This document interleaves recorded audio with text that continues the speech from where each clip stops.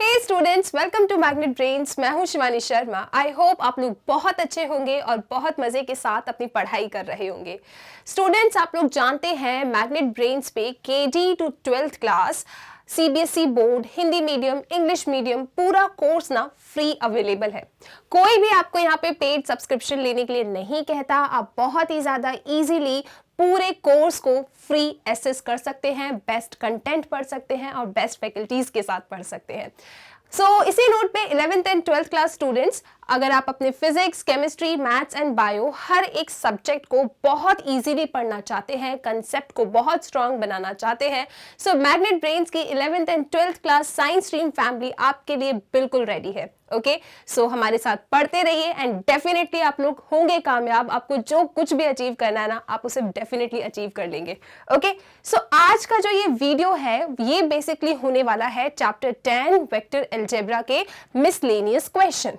Okay, सो यहाँ पे हम लोग बहुत अच्छे से जानते हैं मिसलेनियस एक्सरसाइज एनसीईआरटी की हर एक चैप्टर की ना बहुत इंपॉर्टेंट होती है, क्योंकि यहाँ पे ना आपको पैटर्न ऑफ क्वेश्चंस मिलते हैं और जितना भी आपने एकदम सेक्शंस में पढ़ा था ना, उन सब का एक नॉलेज चेक हो जाता है कि हमें कितनी चीजें याद है और किस तरीके से अपने क्वेश्चन को टारगेट करना है। तो कभी भी आप इस एक्सरसाइज को मिस ना करें, it is very very important. Start करते हैं अपना पहला question of the exercise miscellaneous. Okay, तो पहला क्वेश्चन हमसे ये कह रहा है write down a unit vector.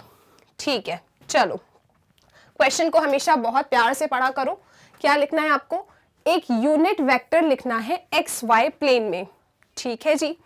Making an angle of 30 degree with the positive direction of x axis. तो इतनी सी बातें बस इनने हमसे करी है। जो भी क्वेश्चन एक लाइन का होता है ना, वो बहुत अच्छे से पढ़ना होता है, क्योंकि बहुत कम में उनने बहुत सारी चीजें हमें बता दी होती है। इस क्वेश्चन में हमसे ये लोग चाहते हैं कि हम आपको क्या बता दें, यूनिट वेक्टर बता दें, लेकिन वो यूनिट वेक्टर आपको कहाँ बताना है? एक्स वाई प्लेन में बनाना है। मतलब यहाँ पे 3D नहीं है, हम 2D की बात कर रहे हैं। ओके, चलो ठीक है, आओ जरा अपना एक्स वाई प्लेन बनाते हैं अपन। So this is x axis, ये रहा आपका वाई एक्सिस, राइट। इस एक्स वाई प्लेन पे हमें क्या बताना है? यूनिट वेक्टर बताना है, जो क्या कर रहा है? X axis, positive direction of x axis के साथ 30 डिग्री का एंगल बना रहा है। So positive direction of x axis ये हो गई। यहां से हमने बनाया अपना एक वेक्टर ओ ए वेक्टर। ठीक है, और ये ओ ए वेक्टर कैसा है? मेरा यूनिट वेक्टर है। ठीक है, इनने खुद ही बोला है कि ओ ए वेक्टर क्या है? आपका एक यूनिट वेक्टर है। और यूनिट वेक्टर का मतलब क्या होता है? उस वेक्टर को हम यूनिट वेक्टर कहते हैं जिसका मैग्नीट्यूड क्या हो? 1 हो। ठीक, सो ओ ए इज अ यूनिट वेक्टर और ये unit vector positive direction of x axis के साथ कितना एंगल बना रही है? 30 डिग्री का एंगल बना रही है। आप हमें ओ ए वेक्टर के जो भी कंपोनेंट्स है ना, मतलब उसे कंपोनेंट फॉर्म में लिख के बता दो। ठीक है, इतनी सी बस आपसे इनने बात करी है। और कहाँ बताना है? एक्स वाई प्लेन पे बताना है ये सारी बातें। तो देखो हम क्या करेंगे, यहाँ पे आपको ओ ए वेक्टर बताना है इन लोग को। ठीक है, चलो सारी चीजें सोचते हैं। ये हमसे चाहते हैं ओ ए वेक्टर, क्योंकि वो ही हमारा यूनिट वेक्टर है। और यहाँ पे कैसा प्लेन है? एक्स वाई प्लेन है। मतलब हमारा जो वेक्टर होगा ना, वो इस फॉर्मेट में होगा, एक्स आई कैप प्लस वाई जे कैप। यहाँ पे प्लस जेड के कैप का कोई रोल नहीं है, क्योंकि जेड एक्सिस यहाँ पे है ही नहीं, आप एक्स वाई प्लेन में ही घूम रहे हो। ठीक है, मतलब जो भी आपका ओ ए वेक्टर होगा वो कुछ इस तरीके का होगा। अगर आप लोगों को यहाँ पे इस ए पॉइंट के ना x and y components, x and y coordinates मिल जाए, तो आप इन लोगों को ओ ए वेक्टर बता दोगे। ये बात क्लियर है? हाँ मैम, ठीक है। तो अगर हम यहाँ पे इस पॉइंट ए के एक्स एंड वाई वाले कोऑर्डिनेट बताने में कामयाब हो जाते हैं, तो हम आसानी से अपना ओ ए वेक्टर बना लेंगे। ठीक है, हाँ बना लेंगे। लेकिन मैम यहाँ पे इन लोगों ने ना यूनिट वेक्टर पूछा है, तो क्या डेफिनेटली हम एक्स एंड वाई के कोऑर्डिनेट के साथ आई कैप जे कैप जोड़ के इसे यूनिट वेक्टर कह सकते हैं? वो तो बाद की बात है ना। यूनिट वेक्टर क्या होता है?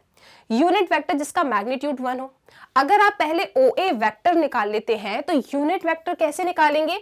ओ A cap is equal to O A vector divided by its magnitude.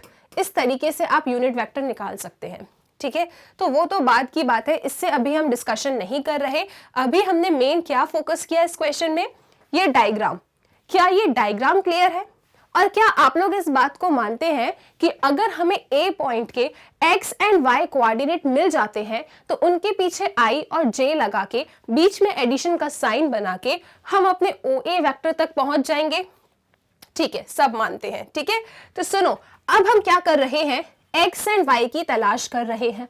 तो कैसे करेंगे, देखो जी, इस ए पॉइंट से ना एक्स एक्सिस पे परपेंडिकुलर गिरा लो, दिस इज 90 डिग्री। हमने ए बी परपेंडिकुलर बनाया है एक्स एक्सिस पे, ठीक है। अब अगर मुझे एक्स एंड वाई कोऑर्डिनेट चाहिए तो मुझे थोड़ा सा ना 9/10 के कंसेप्ट याद करने पड़ेंगे।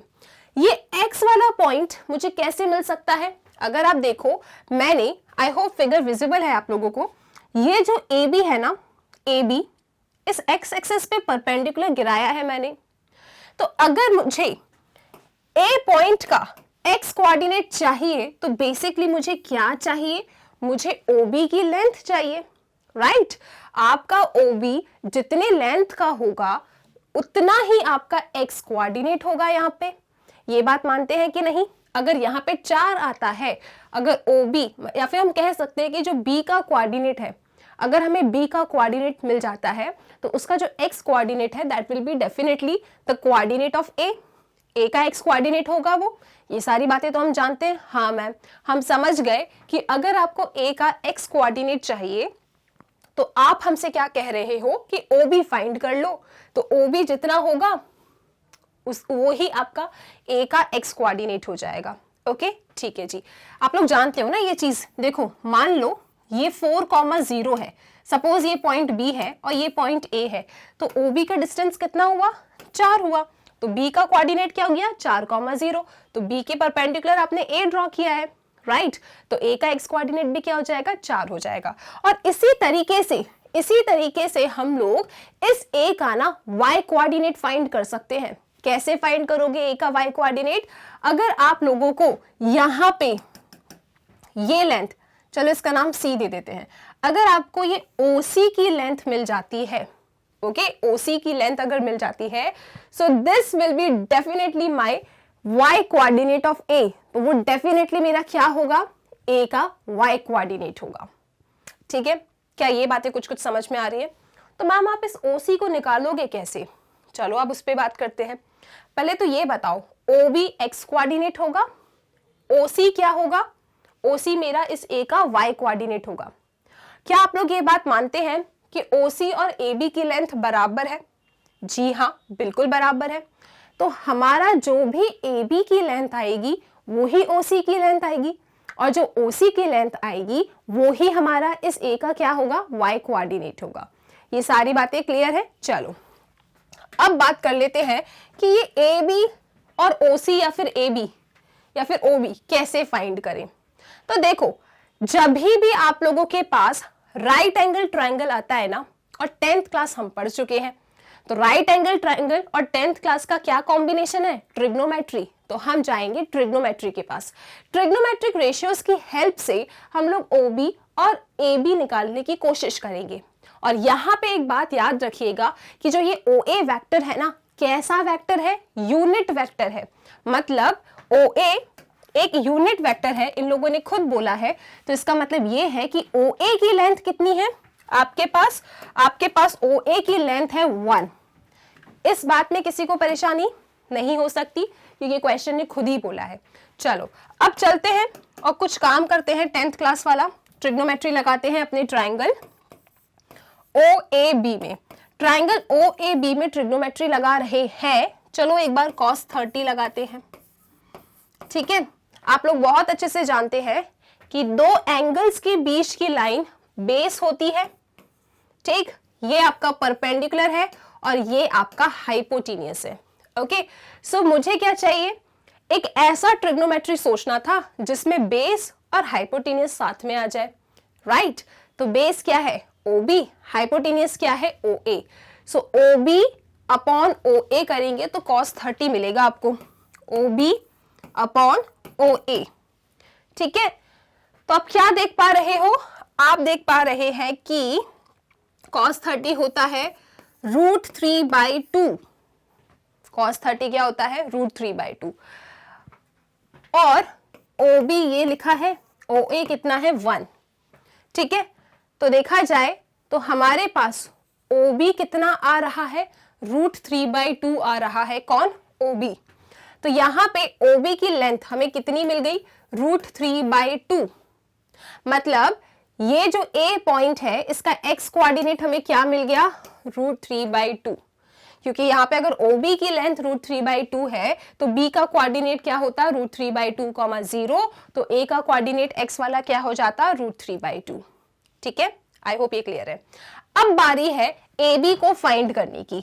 तो हम फिर से अपने ट्राइंगल OAB में ही घूम रहे हैं और यहाँ पे एक ऐसा ट्रिग्नोमेट्री सोचेंगे जो परपेंडिकुलर और हाइपोटेनियस को कनेक्ट कर रहा हो, मतलब साइन। तो चलो साइन 30 लगाते हैं यहाँ पे। सो साइन 30 क्या होता है? परपेंडिकुलर। परपेंडिकुलर क्या है? AB। हाइपोटेनियस क्या है? OA। सो AB अपॉन OA। OA कितना है? 1। ठीक है, तो इसे लिखने की क्या ही जरूरत है? 1 है तो राइट। साइन 30 क्या होता है? साइन 30 आपका हाफ होता है। तो AB कितना आ गया? हाफ आ गया। अगर AB हाफ आया है तो OC भी हाफ ही होगा, राइट। मतलब C पॉइंट के जो कोऑर्डिनेट हैं दैट इज 0,5। तो A का y कोऑर्डिनेट क्या मिल गया आपको? आपको A का भी जो y कोऑर्डिनेट मिला है दैट इज हाफ। क्या यहां तक सब ठीक है? ओके, तो हम लोगों ने A के x एंड y कोऑर्डिनेट निकाल लिए। अब A के x एंड y कोऑर्डिनेट्स आपको मिल गए हैं तो हम क्या कर लेंगे? OA वेक्टर बना लेंगे। ठीक, सो यहां से आप लिखेंगे कि OA vector is equal to terminal minus initial. तो √3/2 माइनस 0, √3/2, क्योंकि x वाला कोऑर्डिनेट है तो साथ में i कैप लगाएंगे, प्लस टर्मिनल माइनस इनिशियल। तो हाफ माइनस 0 कितना? Half. This is half j cap. तो हमें OA वेक्टर कितना मिल गया? √3/2 i cap plus half j cap. और आप देख लो ये जो OA वेक्टर मिला है ना, ये डेफिनेटली यूनिट वेक्टर है। ठीक है मैम, चेक कर लें एक बार, बिल्कुल चेक कर लो। कैसे चेक करते हैं कि OA वेक्टर आपका यूनिट वेक्टर है या नहीं? तो मैम I और J के कोएफिशिएंट का स्क्वायर का सम अगर 1 आ गया मतलब ये यूनिट वेक्टर है। तो देखो 3/4 प्लस 1/4, 4/4 मतलब 1। तो मैम ये जादू कैसे हो गया? देखो ये जादू ऐसे हो गया कि हम जानते हैं OA कैप हमें चाहिए था। क्या होता है वो? OA vector divided by magnitude of OA vector. OA vector ये रहा, मैग्नीट्यूड ऑफ OA वेक्टर कितना है? 1। तो दिस वेक्टर डिवाइडेड बाय 1 यही तो आएगा। तो ये है आपका यूनिट वेक्टर जिसकी आपको तलाश थी। तो इतना इजी था ये क्वेश्चन। इस क्वेश्चन को ना करने के बहुत सारे तरीके हैं, लेकिन सबसे ज्यादा इजी तरीका ये लगा तो ये मैंने आपके साथ डिस्कस कर लिया है। आप इस क्वेश्चन को और भी तरीके से ट्राई कर सकते हो। आई होप एक एक पॉइंट बहुत अच्छे से क्लियर है। अगर क्लियर है तो आगे चलते हैं अपने नेक्स्ट क्वेश्चन की तरफ। ठीक है, तो जैसे ये लोग बातें करते हैं ना आपसे, बस उसी टाइप का अपना फिगर बनाते रहा करो और बस छोटी छोटी चीजों को समझने की कोशिश करो। आप हर एक क्वेश्चन को टारगेट कर लोगे। ओके, चलो नेक्स्ट क्वेश्चन देखते हैं, क्वेश्चन नंबर 2। और क्वेश्चन नंबर 2 इतना इजी है कि आप खुद सोचोगे कि ये क्वेश्चन यहां क्या कर रहा है। आओ जरा पढ़ लेते हैं इसको। Find the scalar components and magnitude of the vector joining the point P and Q। बताओ जरा इस क्वेश्चन को पढ़ के किस किस के चेहरे पे बहुत बड़ी सी स्माइल आ गई कि मैम ये क्वेश्चन यहाँ क्या कर रहा है। इसे तो हम आसानी से सॉल्व कर सकते हैं, है ना? खुश हो गए? ठीक है, चलो तो सॉल्व भी कर लेते हैं इस क्वेश्चन को। स्केलर कंपोनेंट्स, मैंने एक बार आप लोगों से सवाल पूछा था कि स्केलर कंपोनेंट्स का दूसरा नाम क्या है। बहुत सारे बच्चों ने इसका जवाब दिया है, मतलब आप लोग होमवर्क करते हैं। ठीक है, सो वेरी गुड। तो हमें इस क्वेश्चन में स्केलर कंपोनेंट्स एंड मैग्नीट्यूड चाहिए। बहुत इजी है, 2 पॉइंट दिए हैं, उन 2 पॉइंट को वेक्टर ज्वाइन कर रहा है। मुझे पता है अभी तक मैंने जितनी भी बातें कर ली ना आपसे, यहाँ तक आप लोग इस क्वेश्चन को सॉल्व करके बैठ चुके हो। जल्दी से सॉल्व कर लेते हैं और चेक कर लो आंसर। सी 2 पॉइंट को ज्वाइन करने वाला वेक्टर आप तो सपने में भी बता सकते हो क्या होता है, ठीक है। This is P and this is Q। P के कोऑर्डिनेट्स क्या है, x1, y1 एंड z1, ठीक है, x1, y1, z1। Q के कोऑर्डिनेट्स क्या है, Q के कोऑर्डिनेट्स है x2, y2, z2। ओके, अब यहां पे इनने बोला है स्केलर कंपोनेंट बताइए एंड मैग्नीट्यूड बताइए of the vector joining P and Q, मतलब PQ वेक्टर के आपको स्केलर कंपोनेंट चाहिए। सबसे पहले आपको PQ वेक्टर बनाना पड़ेगा। अब आप में से बहुत लोगों के दिमाग में ये सवाल आ रहा होगा, मैम PQ वेक्टर क्यों, QP वेक्टर क्यों नहीं?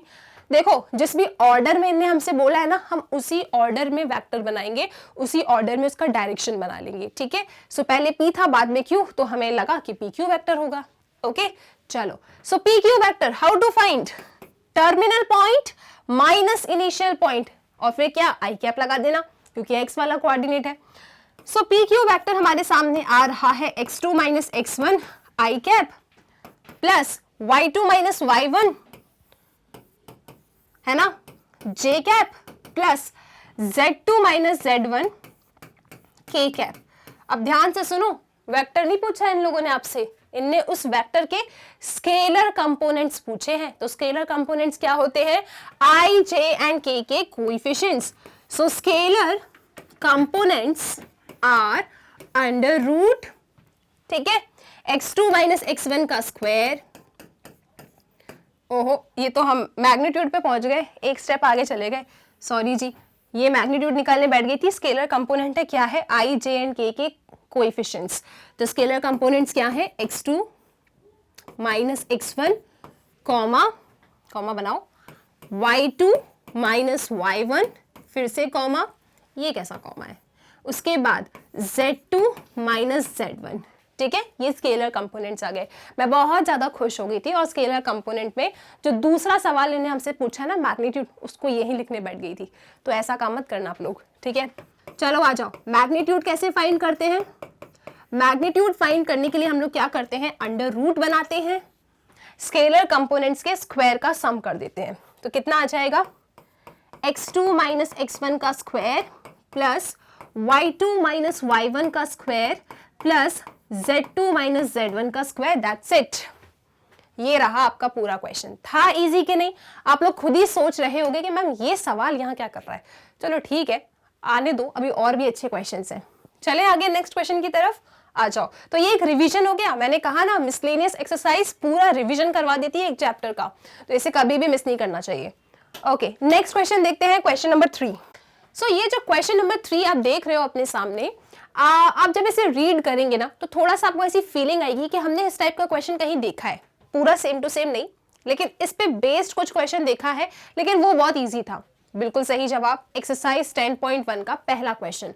वहां पे आपको कुछ तो सिचुएशन थी जिसे रिप्रेजेंट करना था बस ग्राफिकली। ओके, तो उसी क्वेश्चन का ये वाला क्वेश्चन थोड़ा सा एडवांस फॉर्म है, बहुत इंपॉर्टेंट है। आपके जो केस बेस्ड क्वेश्चंस होते हैं ना, उसमें इस तरीके के सवाल पूछ लिए जाते हैं, ठीक है। इंपॉर्टेंट है, डिफिकल्ट नहीं। तो किस तरीके से सॉल्व करना है, आओ इसे डिस्कस कर लेते हैं, ठीक है। तो पहले तो एक बार रीड कर लो कि चाह क्या रहे हैं आपसे ये लोग। A girl walks 4 kilometre towards west, west के डायरेक्शन में 4 किलोमीटर चल रही है एक लड़की। Okay, then she walks 3 kilometre in a direction 30 degree east of north.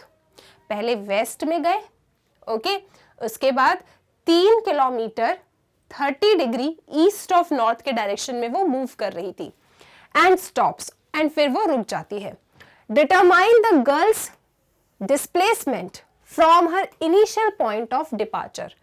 तो बेसिकली उसके इनिशियल पॉइंट से लेके और फाइनल पॉइंट के बीच में जो भी डिस्प्लेसमेंट हुआ है वो आपसे पूछ रहे हैं इस क्वेश्चन में।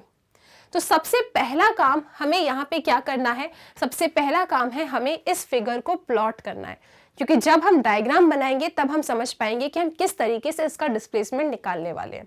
ओके, और डिस्प्लेसमेंट एक कैसी फिजिकल क्वांटिटी है, स्केलर है या वेक्टर है? जोर से बताओ, क्या है, स्केलर या वेक्टर? बिल्कुल सही जवाब, एक वेक्टर क्वांटिटी है। ओके, तो बेसिकली हमसे ये लोग क्या पूछ रहे हैं, वेक्टर पूछ रहे हैं, क्योंकि girls displacement from her initial point of departure, displacement क्या है, वेक्टर। तो हमें क्या चाहिए यहाँ पे, वेक्टर चाहिए। ओके, अब ये जो सिचुएशन हमें दी गई है इसे प्लॉट करते हैं। आई होप डायरेक्शंस बहुत क्लियर होंगे आप लोगों को, ठीक है। देखो यहां पे मैं बना रही हूं नॉर्थ, ऑफ कोर्स ऊपर के डायरेक्शन में हम नॉर्थ बनाएंगे, राइट हैंड साइड आप ईस्ट बनाते हैं, एंड लेफ्ट हैंड साइड आप क्या बनाएंगे, वेस्ट, और ये रहा आपका साउथ। ओके, और इसी को मैं एक्स वाई एक्सेस के फॉर्म में भी लिख देती हूं, ठीक है। हम जानते हैं ये क्या है, positive direction of x axis, ये नॉर्थ क्या है, positive direction of y axis, ठीक है। वेस्ट क्या है, negative direction of x axis, और ये क्या लिखा है मैंने, एस, साउथ, ठीक है। ये साउथ को आप किससे रिप्रेजेंट कर रहे हैं, negative direction of y axis, क्योंकि हमें कार्टेशियन प्लेन देखना पड़ेगा यहाँ पे। ओके, थोड़ा इमेजिन करना पड़ेगा, वेक्टर बनाना है तो ये सारी चीजें भी होनी चाहिए। तो अभी तक हमने जितने भी डायरेक्शंस थे उसे अपने कार्टेशियन प्लेन पे प्लॉट कर दिया। ओके, अब देखो, अब डायग्राम समझने की कोशिश करना, बहुत इजी क्वेश्चन है, हम बहुत आराम से इसको समझेंगे, क्योंकि ये क्वेश्चन इंपॉर्टेंट है। इस क्वेश्चन की तरह ही आपसे कोई एक आध क्वेश्चन एग्जाम में पूछा जा सकता है, आप बिल्कुल इस क्वेश्चन पे स्टार बना लीजिए, ठीक है। सुनो, अब a girl walks 4 kilometre towards west, अब वो क्या कर रही है, वेस्ट की तरफ जा रही है। तो आपको कोई तो एक इनिशियल पॉइंट लेना होगा, क्योंकि किसी ना किसी पॉइंट से वो चलना स्टार्ट कर रही है। तो हमने सोचा कि वो जो है ना यहां से चलना स्टार्ट कर रही है इनिशियल पॉइंट से, और कितना किलोमीटर जा रही है, 4 किलोमीटर जा रही है वेस्ट के डायरेक्शन में।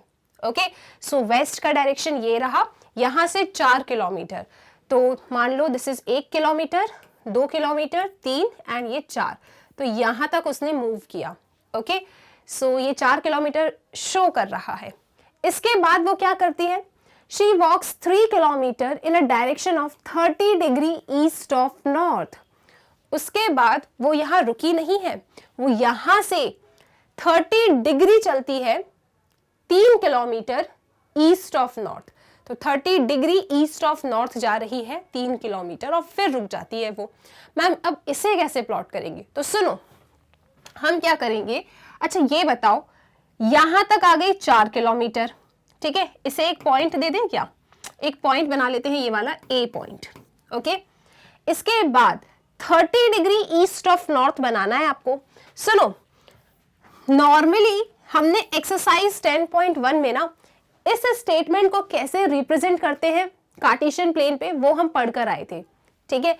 ये अगर आपका नॉर्थ है, ये है आपका ईस्ट, तो 30 डिग्री ईस्ट ऑफ नॉर्थ मतलब क्या, नॉर्थ से ईस्ट की तरफ 30 डिग्री, यानी कि ये लाइन, ये जो लाइन बनाई मैंने, दिस मान लो this is O, this is B, तो ये जो ओ बी बनाया है ये क्या है आपका 30 डिग्री ईस्ट ऑफ नॉर्थ, मतलब नॉर्थ से आप ईस्ट की तरफ 30 डिग्री इंक्लाइन हुए हैं। ओके, आई होप ये बातें क्लियर है। तो इसी लॉजिक को हमें यहां पे बनाना है, ठीक है।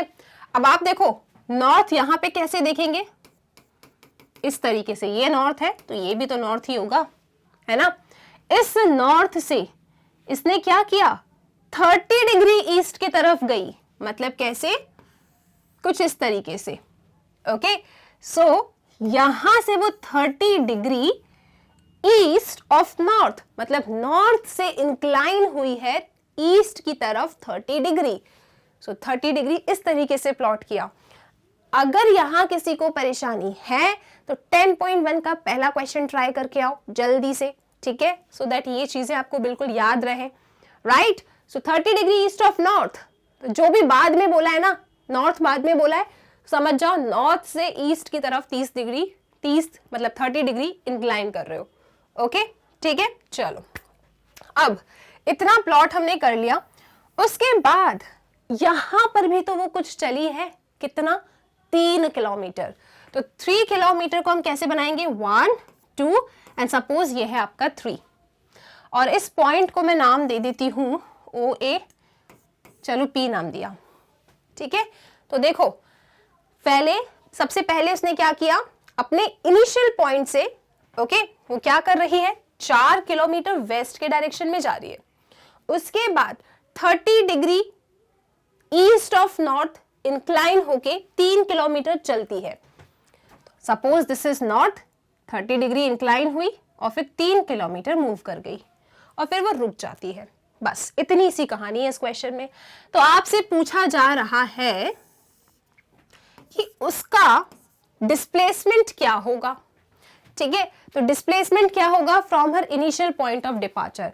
तो देखो यहां से लेके यहां तक ये तो डिस्टेंस हो गया।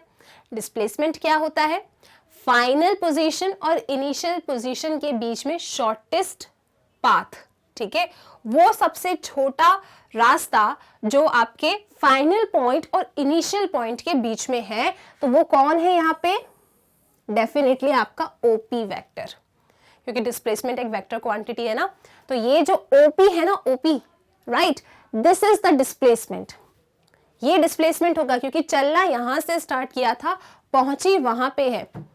तो फाइनल एंड इनिशियल पॉइंट के बीच में जो सबसे छोटा रास्ता होता है ना, उसको ही हम डिस्प्लेसमेंट कहते हैं। ओके, सो ओपी वेक्टर बेसिकली आपको फाइंड करना है इस क्वेश्चन में।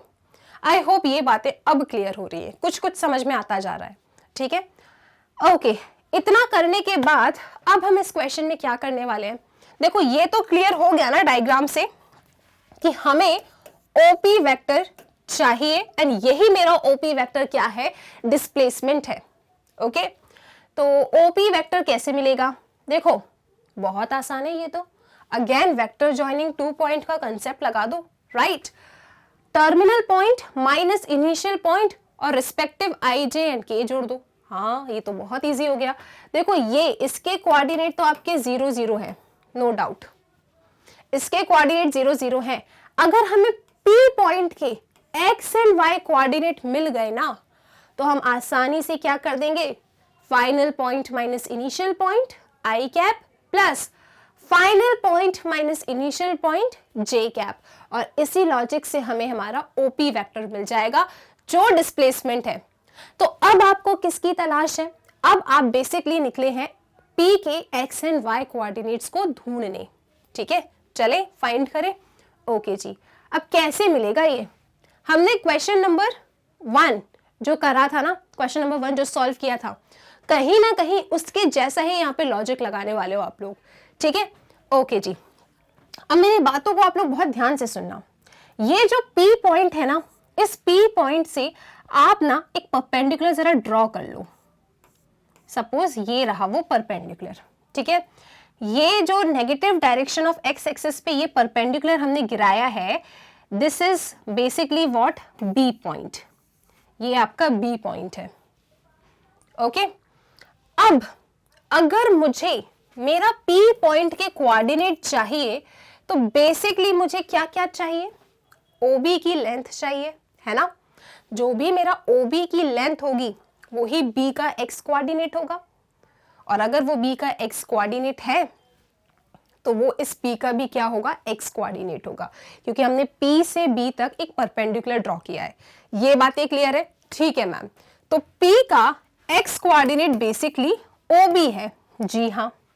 और y कोऑर्डिनेट क्या है, y कोऑर्डिनेट फाइंड करना है अगर आपको, तो बेसिकली यहाँ पे o, चलो इधर e नाम दे देते हैं, तो आपको ना ये OE चाहिए, और OE एंड PB इन दोनों की लेंथ एकदम बराबर है। तो बेसिकली अगर आपको PB मिल जाता है, PB की लेंथ मिल जाती है अगर आपको, तो वो कुछ और नहीं, E का क्या होगा, वो E का y कोऑर्डिनेट होगा, और अगर E पॉइंट का y कोऑर्डिनेट है तो P का भी वो y कोऑर्डिनेट होगा, ठीक है। कुछ कुछ समझ में आ रहा है, ठीक है जी। सो P के कोऑर्डिनेट्स अगर हमें मिल जाते हैं, मतलब OB एंड PB, तो हमारा काम हो जाएगा। बस इतना मिलने के बाद टर्मिनल माइनस इनिशियल करेंगे और डिस्प्लेसमेंट वेक्टर तक पहुंच जाएंगे, ठीक है। अब सवाल तो ये उठता है कि ये OB एंड PB मिलेगा कैसे, बहुत आसान है, सुनो। ये 30 डिग्री बनाया ना इसने, तो ये क्या होगा, बोलो जरा, 60 डिग्री, हाँ या ना, बिल्कुल हाँ, ठीक है। क्यों, क्योंकि ये कैसे है, ये इस पे 90 डिग्री एंगल बना रहा है, ये 30 है तो ये क्या होगा 60, कॉम्प्लीमेंट्री एंगल। ओके, ये 60 आ गया। अब आप लोग अपने ट्रायंगल, कौन सा ट्रायंगल है ये, PAB, ट्रायंगल PAB में ऐसा कुछ सोचो जिससे आपको AB और PB मिल जाए। फिर आप मुझे बोलोगे मैम हमें AB नहीं चाहिए, हमें तो OB चाहिए ना, OB है ना इस P का एक्स कोऑर्डिनेट। बिल्कुल सही कह रहे हो आप लोग। अब एक बात और सुनो, मिस हो गई थी वो बात, क्या, सुनो, O से लेके A तक कितना मूव किया है उसने, O से लेके A तक वो 4 किलोमीटर चली है, लेकिन किस डायरेक्शन में चली है, नेगेटिव एक्सिस पे, नेगेटिव एक्स एक्सिस पे। तो ये जो O, ये जो A पॉइंट है ना, इसका कोऑर्डिनेट क्या होगा, -4,0, ठीक है, क्योंकि यहां से लेके यहां तक -4 है। ओके, हमें क्या चाहिए, OB चाहिए। तो अगर यहां से लेके यहां तक -4 है और अगर हमें मान लो AB पता चल गया, खुद ही सोचो आप लोग, आपके पास OA है, अगर आपको AB, सी ये फिगर ऐसे देखो, आपके पास OA है, अगर आपको AB मिल जाए तो इस OA में से जब AB जाएगा तो आपको क्या मिल जाएगा, आपको OB मिल जाएगा। तो वो OB कैसे मिलेगा आपको, OA है, AB फाइंड कर लो। AB कैसे फाइंड करोगे, राइट एंगल ट्राइंगल, ट्रिग्नोमेट्री, बहुत अच्छा कनेक्शन है। हमें राइट एंगल ट्राइंगल दिख रहा है, हमने ही ड्रॉ किया है, ट्रिग्नोमेट्री लगाएंगे, AB फाइंड कर लेंगे, ठीक है, और उस AB में से अपने इस OA को हटा देंगे। ठीक, चलो, जा रहे हैं हम लोग ट्रायंगल PAB पे, और यहां पे मैं लगा रही हूं एक ऐसा रेशियो जो कनेक्ट करे बेस और हाइपोटेनियस को। हाइपोटेनियस क्यों, क्योंकि देखो ये हाइपोटेनियस की भी लेंथ आपके पास है, देखो यहां पे इस डायरेक्शन में कितना मूव किया था उसने, 3 किलोमीटर। तो AP कितना है आपके पास, 3 है, और ये AP ही कौन है, हाइपोटेनियस। ठीक है, ओके, अब बातें कुछ कुछ क्लियर हो रही है। तो मैं ट्रायंगल PAB में cos 60 लगा रही हूं, बेस अपॉन हाइपोटेनियस, बेस है AB, हाइपोटेनियस है 3। अब ये cos 60 क्या होता है, cos 60 √3/2 है ना, cos 60 √3/2 एंड cos 30, नहीं, cos 60 आपका हाफ होता है, ठीक है, cos 60 क्या होता है, हाफ, और ये 3 ऊपर आया तो AB की लेंथ कितनी आ गई, 3/2। ये तो आपका AB आया है, AB कितना आया है, 3/2, ठीक है। हमें क्या चाहिए, OB, क्योंकि OB से ही P का एक्स कोऑर्डिनेट मिलेगा। अब मेरी बात बहुत ध्यान से सुनना आप लोग, सुनो, जो B का एक्स कोऑर्डिनेट है ना, वो कैसे मिलेगा आपको, जब आप -4 में 3/2 को ऐड कर देंगे। सी, -4 + 3/2 -5/2, ये आपको आपके OB की क्या मिल रहा है, लेंथ मिल रही है, मतलब 5/2, और एक्स कोऑर्डिनेट क्या होगा, क्योंकि आप नेगेटिव डायरेक्शन ऑफ एक्स में जा रहे हैं तो ऑफ कोर्स नेगेटिव होगा, तो इसीलिए इसका, इस P पॉइंट का जो एक्स कोऑर्डिनेट है वो -5/2 आ रहा है। ठीक है, अगर आप नॉर्मली इसे करना चाहते हैं तो लेंथ कितनी है, यहां से लेके यहां तक 4, ये 3/2, तो 4 में से 3/2 सब्ट्रैक्ट करो तो आपको 5/2 मिलेगा। लेकिन आप कहाँ घूम रहे हो, आप negative direction of x axis पे घूम रहे हो, तो इसे नेगेटिव होना था, -5/2।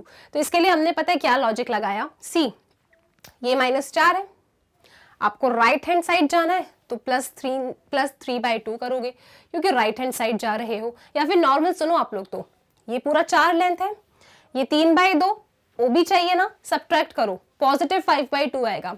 लेकिन कहाँ पे घूम रहे हो, negative direction of x axis पे घूम रहे हो, तो क्या वो 5/2 पॉजिटिव होगा, नहीं, नेगेटिव होगा। तो B का एक्स कोऑर्डिनेट क्या आया, -5/2। ठीक है, सो P का एक्स कोऑर्डिनेट क्या आ गया, P का एक्स कोऑर्डिनेट आ गया -5/2। आई होप ये क्लियर है। ठीक है, OB ही आपके P पॉइंट का एक्स कोऑर्डिनेट है, क्योंकि आप negative direction of x axis में घूम रहे हो तो नेगेटिव साइन तो आएगा ही। ओके, चलो, इसके बाद अब क्या करें, अब मैम PB चाहिए, PB मिल गया तो y कोऑर्डिनेट मिल जाएगा, बात तो सही कह रहे हो। अब एक ऐसा ट्रिग्नोमेट्रिक रेशियो आप सोचो जो परपेंडिकुलर एंड हाइपोटेनियस को कनेक्ट करता हो, बिल्कुल सही सोच रहे हैं। साइन 60, तो साइन 60 क्या होगा? परपेंडिकुलर मतलब पीबी, हाइपोटेनियस मतलब एपी। साइन 60 क्या होता है? √3/2। इस बार तो पक्का √3/2 है। एपी कितना है? 3, तो यहाँ पे 3 का मल्टीप्लीकेशन करो, दिस इज पीबी। ओके, अब पीबी देखो अपने आप ही पॉजिटिव आया क्योंकि वाई एक्सेस पॉजिटिव डायरेक्शन में है। ये छोटी छोटी बातें ना बहुत अच्छे से याद रखो। अगर आप यहाँ पे 5/2 पॉजिटिव का लिख देते ना तो इतना सब कुछ सोचने के बाद भी आपका गलत हो जाता। ठीक है, आप नेगेटिव डायरेक्शन में हो तो ये नेगेटिव होना चाहिए। छोटी छोटी बातें बिल्कुल अच्छे से पकड़ लिया करो, क्वेश्चन कभी गलत नहीं करोगे। ठीक, सो पीबी आ रहा है मेरा कितना? 3√3/2 और पी भी ही मेरा इस पी पॉइंट का क्या है? वाई कोऑर्डिनेट है। अब हमारे पास पी के एक्स एंड वाई दोनों कोऑर्डिनेट आ गए, मतलब टर्मिनल पॉइंट के हमारे पास दोनों कोऑर्डिनेट है, इनिशियल पॉइंट के भी दोनों कोऑर्डिनेट है। डिस्प्लेसमेंट वेक्टर क्या है यहाँ पे? OP vector. तो फाइनली हमारा ओपी वेक्टर कितना आ रहा है? Terminal point minus initial point. Terminal point मतलब 5 इनिशियल पॉइंट 0, तो कितना आएगा? -5/2 i cap plus terminal point 3√3/2 initial point 0, तो 0 करोगे तो यही तो आएगा जे कैप। ये इस क्वेश्चन का आंसर आ रहा है। ठीक है, आई होप क्वेश्चन क्लियर है, कोई परेशानी नहीं आई। हमने बहुत धीरे धीरे इस क्वेश्चन को समझने की कोशिश की। अगर ये क्वेश्चन क्लियर है तो आप केस बेस्ड क्वेश्चन आसानी से बना लेंगे, क्योंकि वेक्टर अलजेब्रा पे अगर केस बेस्ड क्वेश्चन आता है ना तो इस तरीके से आपके साथ खेल सकते हैं वो लोग। ओके, चले आगे नेक्स्ट क्वेश्चन की तरफ। ओके जी, सो इसका स्क्रीनशॉट लीजिए, एक बार बहुत ध्यान से फिर से सुनना वीडियो को और अच्छे से क्लियर हो जाएगा। अब चलते हैं अपने अगले क्वेश्चन की तरफ, क्वेश्चन नंबर 4। क्वेश्चन 4 आपसे कह रहा है कि if vector A is equal to vector B plus vector C, then is it true that magnitude of A vector is equal to magnitude of B vector plus magnitude of C vector? Justify your answer. Justify करना है, इसका मतलब आपको कोई ना कोई example सोचना है। ठीक है जी, हमें यहाँ पे एक कंडीशन गिवन है। इफ का मतलब क्या होता है? गिवन। क्या गिवन है आप लोगों को?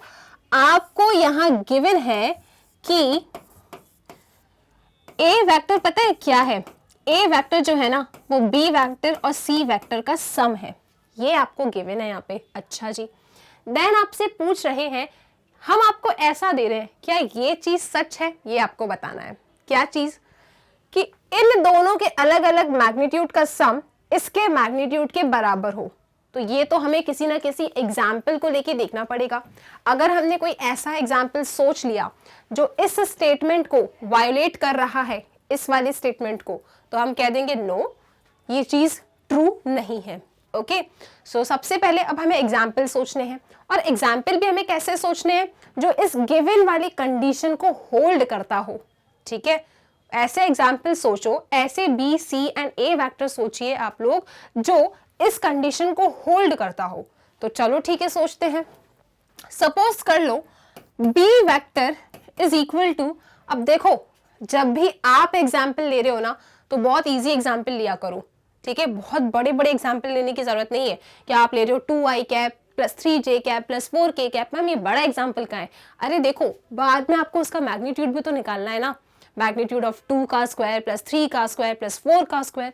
तो जब भी आप एग्जाम्पल ले रहे हो ना, बी वेक्टर को कोई छोटा सा वेक्टर बना लो, जैसे कि आई कैप। ठीक है, बी वेक्टर हमने क्या ले लिया? आई कैप ले लिया। हम बना रहे हैं ना एग्जाम्पल, हम तो अपने हिसाब से बनाएंगे। ठीक, इसके बाद सी वेक्टर ले लो एक। सी वेक्टर क्या ले ले? मैम आई कैप लिया है तो जे कैप ले लो। ठीक है जी। ए वेक्टर क्या ले ले? मैम के कैप ले लो। नहीं नहीं, ए वेक्टर को के कैप नहीं लेंगे, तो मैम आई कैप ले लो। अरे नहीं, क्यों? कंडीशन देखो, कंडीशन क्या कह रही है कि बी वेक्टर और सी वेक्टर का जब आप एडिशन करें ना तब आपको ए वेक्टर मिलना चाहिए। ठीक है, ये आपकी कंडीशन है। तो बी वेक्टर क्या है आपका? आई कैप। सी वेक्टर क्या है आपका? जे कैप। तो जब आप अपने बी एंड सी वेक्टर को ऐड करें तब आपको ए वेक्टर मिले। अब इसका मैग्नीट्यूड निकाल लो। ठीक है, मैग्नीट्यूड ऑफ ए वेक्टर निकालो जरा। मैग्नीट्यूड ऑफ ए वेक्टर क्या होगा?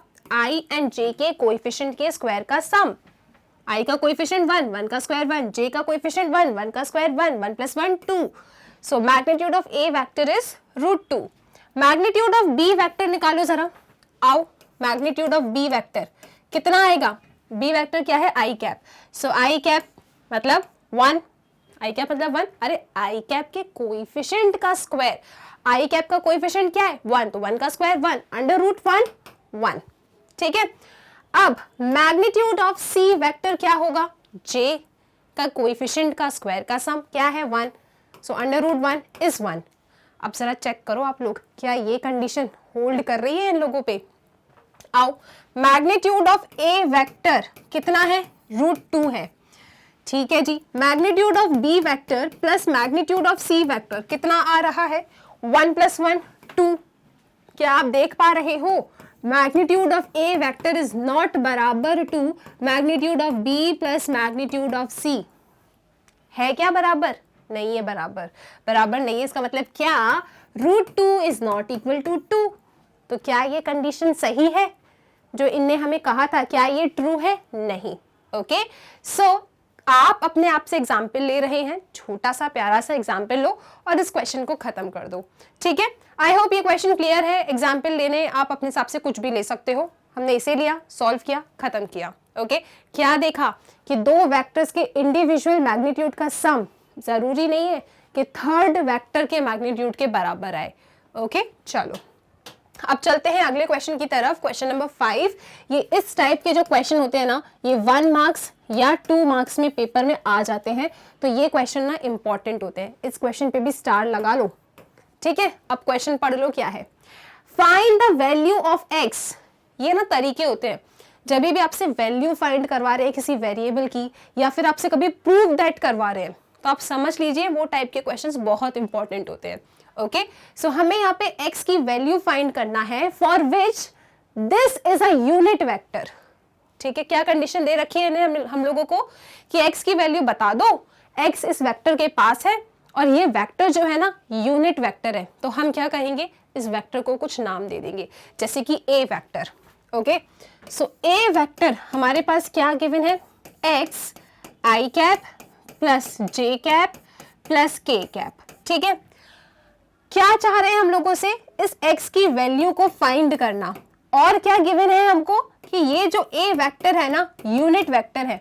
यूनिट वेक्टर का मतलब कि a वेक्टर का जो मैग्नीट्यूड है दैट इज इक्वल टू 1. ये चीजें हमारे सामने हैं.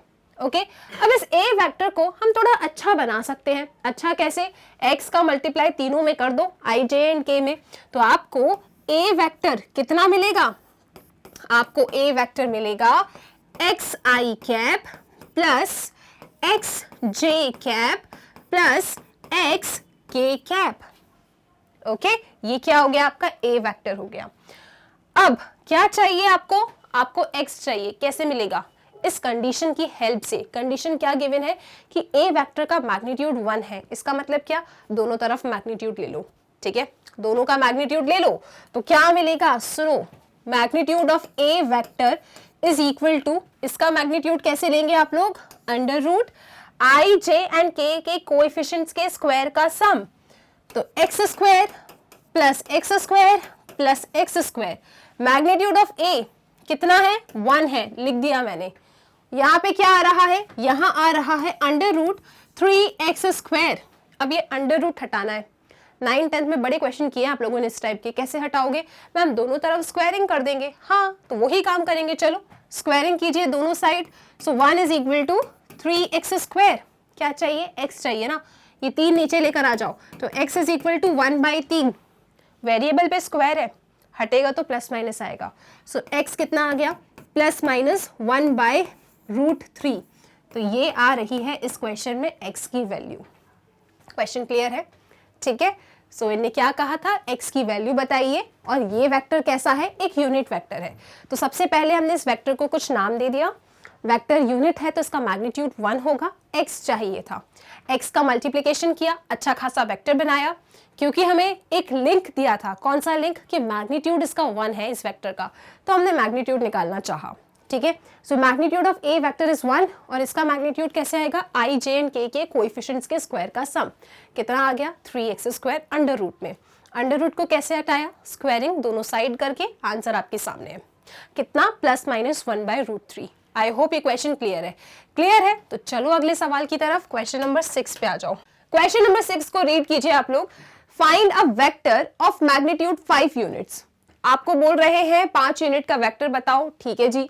और वो जो वेक्टर है ना, वो कैसा वेक्टर है, वो पैरेलल है। किससे, वो पैरेलल है to the resultant of the vector A and B. Vector A and vector B का जो भी रिजल्टेंट आएगा ना, उससे आपको 5 यूनिट का एक वेक्टर बताना है जो पैरेलल हो।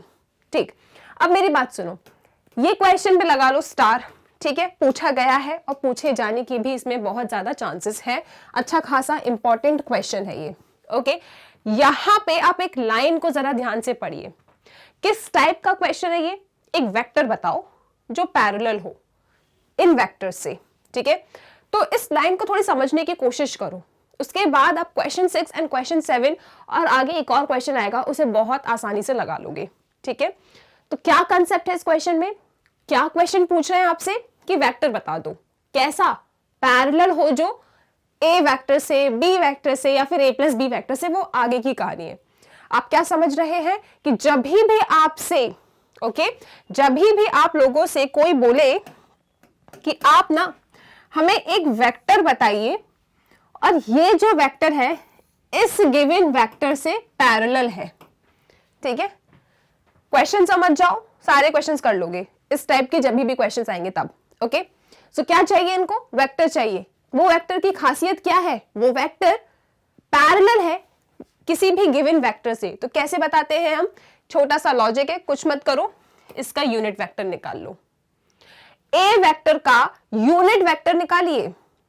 ये जो यूनिट वेक्टर है आपके ए वेक्टर का, ये कैसा होगा ए वेक्टर से, 100% पैरेलल होगा। कंसेप्ट ऑफ फ्री वेक्टर्स है ना, तो this A vector will be what, ये ए कैप क्या होगा, ए कैप डेफिनेटली पैरेलल होगा ए वेक्टर से।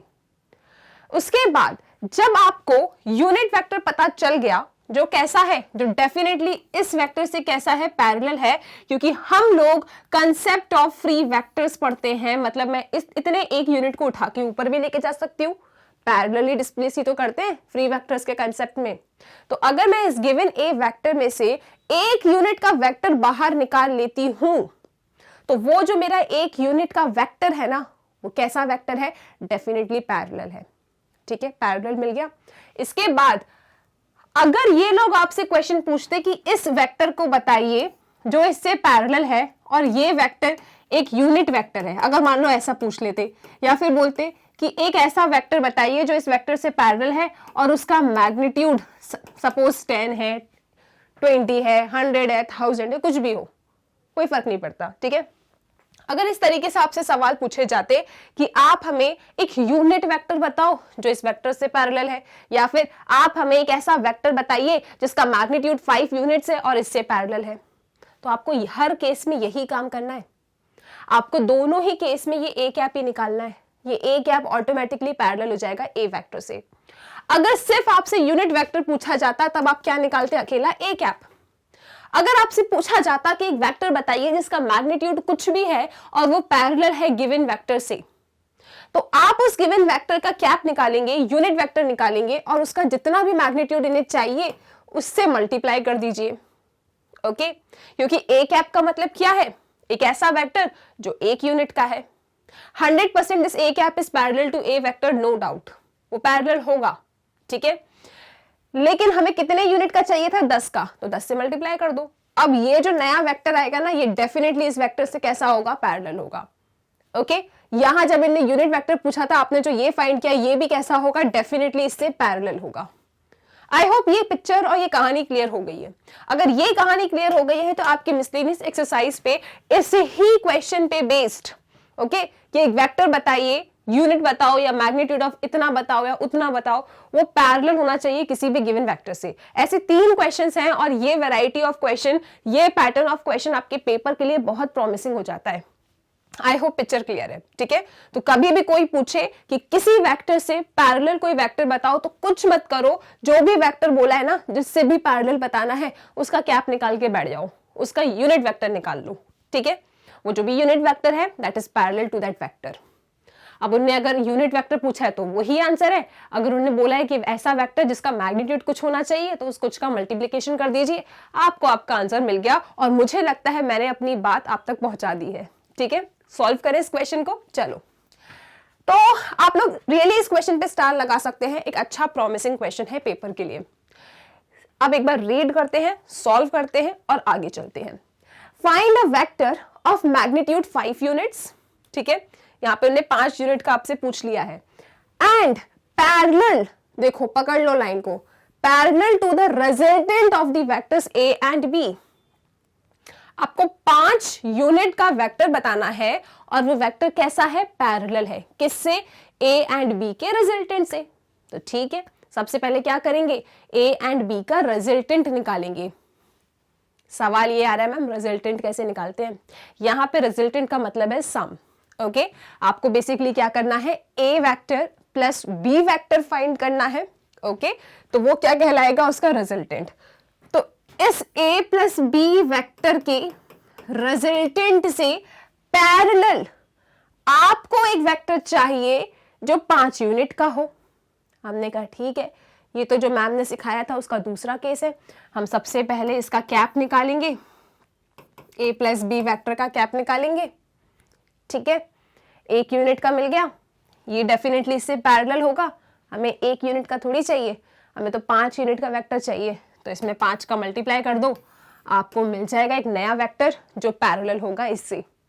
आई होप पिक्चर बहुत अच्छे से क्लियर है, ठीक है। अब सॉल्व कर ही लेते हैं क्वेश्चन को। सो सबसे पहले हम निकाल रहे हैं ए वेक्टर प्लस बी वेक्टर, जिसे हम कहते हैं कि वो रिजल्टेंट है आपके वेक्टर ए एंड बी का। तो resultant of vector A and B का मतलब क्या है, A vector plus B vector. Addition of 2 vectors एक नया वेक्टर ही होता है, तो मैंने उसे सी वेक्टर से रिप्रेजेंट कर दिया। 2 वेक्टर्स को कैसे ऐड करते हैं, आई वाले साथ में, जे वाले साथ में, के वाले साथ में, ठीक है। सो 2i प्लस आई कितना हुआ, 3i plus 3j minus 2j कितना, बोलो, j कैप, माइनस के प्लस के 0, वो तो गया। अच्छा सुनो, ये j बनाया है मैंने, ठीक है, ओके जी। ये आपका c वेक्टर हो गया मैम। अब क्या करेंगे, इस c वेक्टर का ना मैग्नीट्यूड फाइंड करके रख लो। कितना आ रहा है, 3 का स्क्वायर 9, j का कोएफिशिएंट 1, 1 का स्क्वायर 1। तो magnitude of c vector is √10, ठीक। ये आपने इतना काम कर लिया। अब क्या करूं बताओ, मैम c कैप निकालो ना। ये आपका c वेक्टर है, आप 1 यूनिट का वेक्टर निकालिए, that is parallel to c vector. हमें 1 का नहीं चाहिए, हमें 5 चाहिए। तो 1 निकालने के बाद 5 का मल्टीप्लिकेशन कर दो, आपको नया वेक्टर d वेक्टर मिल जाएगा। और ये d वेक्टर डेफिनेटली हमारा पैरेलल होने वाला है इस c वेक्टर से, ठीक, ओके। सो आप ही लोगों ने कहा है, मैं तो बस काम कर रही हूं, ठीक है। अब c कैप निकाल लेते हैं। तो c कैप कैसे निकालेंगे अपन, c cap is equal to, हाँ क्या फॉर्मूला होता है c कैप का, c vector divided by magnitude of c vector. c vector क्या है, ये लिखा है 3i cap plus j cap divided by magnitude of c। अब मैग्नीट्यूड ऑफ c क्या है, √10 ना, तो ऐसे लिख दो, ज्यादा अच्छा लग रहा है, ठीक है। अब क्या करें, अब चाहिए vector which is parallel to this, okay. Now आप लिखेंगे लेट d वेक्टर, ठीक है, से लिख दो, let d be a vector, okay, of magnitude 5 units which is parallel to the resultant of A and B vector। ये इस तरीके से आप लिख देना, ठीक है, ताकि सामने वाले को पता तो चले D क्या है। आपने D कहां से ले लिया, तो क्या लिखा है, let D be a vector of magnitude 5 units which is parallel to A plus B। कौन कौन रीड कर पा रहा है ये चलो ठीक है, मैं एक बार फिर से बोल देती हूँ क्या लिखा है मैंने। let D be a vector of magnitude 5 units which is parallel to vector A plus vector B। Okay, I hope आपने इसे लिख लिया है। अब मैं इसे हटा देती हूं। हमने ऐसा बोला कि डी वेक्टर है, 5 यूनिट का मैग्नीट्यूड है उसका, और वो कोई ऐसा वेक्टर नहीं है, कैसा वेक्टर है, पैरेलल वेक्टर है, किससे, ए एंड बी के रिजल्टेंट से। तो भाई ऐसा कैसे मिलेगा, ऐसा मिलेगा ऐसे, सही बात है। जो हमने लैंग्वेज में लिखा उसे बेसिकली आप इस तरीके से लिखेंगे, D vector is equal to 5c cap. So जिसकी आपको तलाश थी वो आंसर आ ही गया है, 5c कैप। सी कैप क्या है, ये इसको थोड़ा अच्छे से लिखें अपन, bracket 3i cap √10 plus j cap √10। ये रहा आपका वो पैरेलल वेक्टर जो a प्लस बी से कैसा है, पैरेलल है, और उसकी मैग्नीट्यूड कितनी है, 5 यूनिट है। मैम बुक में ऐसा आंसर नहीं है, चलो बुक जैसा आंसर लेके आते हैं। So D vector is equal to, इस 5 का अंदर मल्टीप्लीकेशन करो, 5 का मल्टीप्लीकेशन कीजिए अंदर, 5 3 15i cap upon √10 plus 5j cap divided bye √10। Ma'am ऐसा भी आंसर नहीं है, ठीक है तो रैशनलाइज कर दो, रूट दिखता है तो क्या ही करते हैं, रैशनलाइज करते हैं। चलो ठीक है मैम, करके देख लेते हैं रैशनलाइज भी। So D vector is equal to, ऊपर नीचे √10 का मल्टीप्लीकेशन, तो ऊपर बन जाएगा 15 √10i कैप, और नीचे √10 इंटू √10 आपको 10 दे देगा, ठीक है जी, प्लस 5 √10j कैप, और ऊपर नीचे √10 किया तो ये 10 हो गया। ओके, कैंसिल आउट कीजिए, 5 3 15, 5 2 10, यहां पे देखो 5 1 5 2, ये तो डेफिनेटली आंसर होगा बुक में, ठीक है। 3/2 √10i cap plus half √10j cap, that's it. तो आई होप ये क्वेश्चन और इसमें जितना भी कंसेप्ट था, जो भी आपको कीवर्ड्स यहाँ पे याद रखने थे, आप याद रख पा रहे हैं। ओके, आगे चले अगले क्वेश्चन की तरफ, क्वेश्चन नंबर 7। आई होप आप इसे नोट डाउन कर चुके हैं। क्वेश्चन नंबर 7 पे आ जाइए। If vector A, vector B and vector C is this, आपके पास एबीसी 3 वेक्टर है। अब पढ़ो यहाँ पे, find a unit vector parallel to the vector this. क्या चाहिए इन लोगों को, यूनिट वेक्टर चाहिए, और वो यूनिट वेक्टर कैसा होना चाहिए, वो यूनिट वेक्टर इस वेक्टर से पैरेलल होना चाहिए। मुझे पहले इस क्वेश्चन की कहानी समझाइए, क्या करेंगे आप लोग। देखो, आप कहेंगे कि मैम ने हमें बताया था कि कभी भी अगर आपसे कोई वेक्टर पैरेलल पूछ रहे हैं किसी दूसरे वेक्टर से, ओके, तो आप किस तरीके से सवाल पूछ सकते हैं, या तो आपसे यूनिट वेक्टर पूछ लेंगे, या आपसे बोल देंगे कि कोई एक ऐसा वेक्टर बता दो जिसका मैग्नीट्यूड कुछ होगा और वो इस वेक्टर से पैरेलल है। 2 तरीके से सवाल आ सकते हैं। पहला तरीका वाला हम सॉल्व कर चुके हैं प्रीवियस क्वेश्चन में, कि एक ऐसा वेक्टर बताओ जिसका मैग्नीट्यूड 5 यूनिट है और वो इनसे पैरेलल है।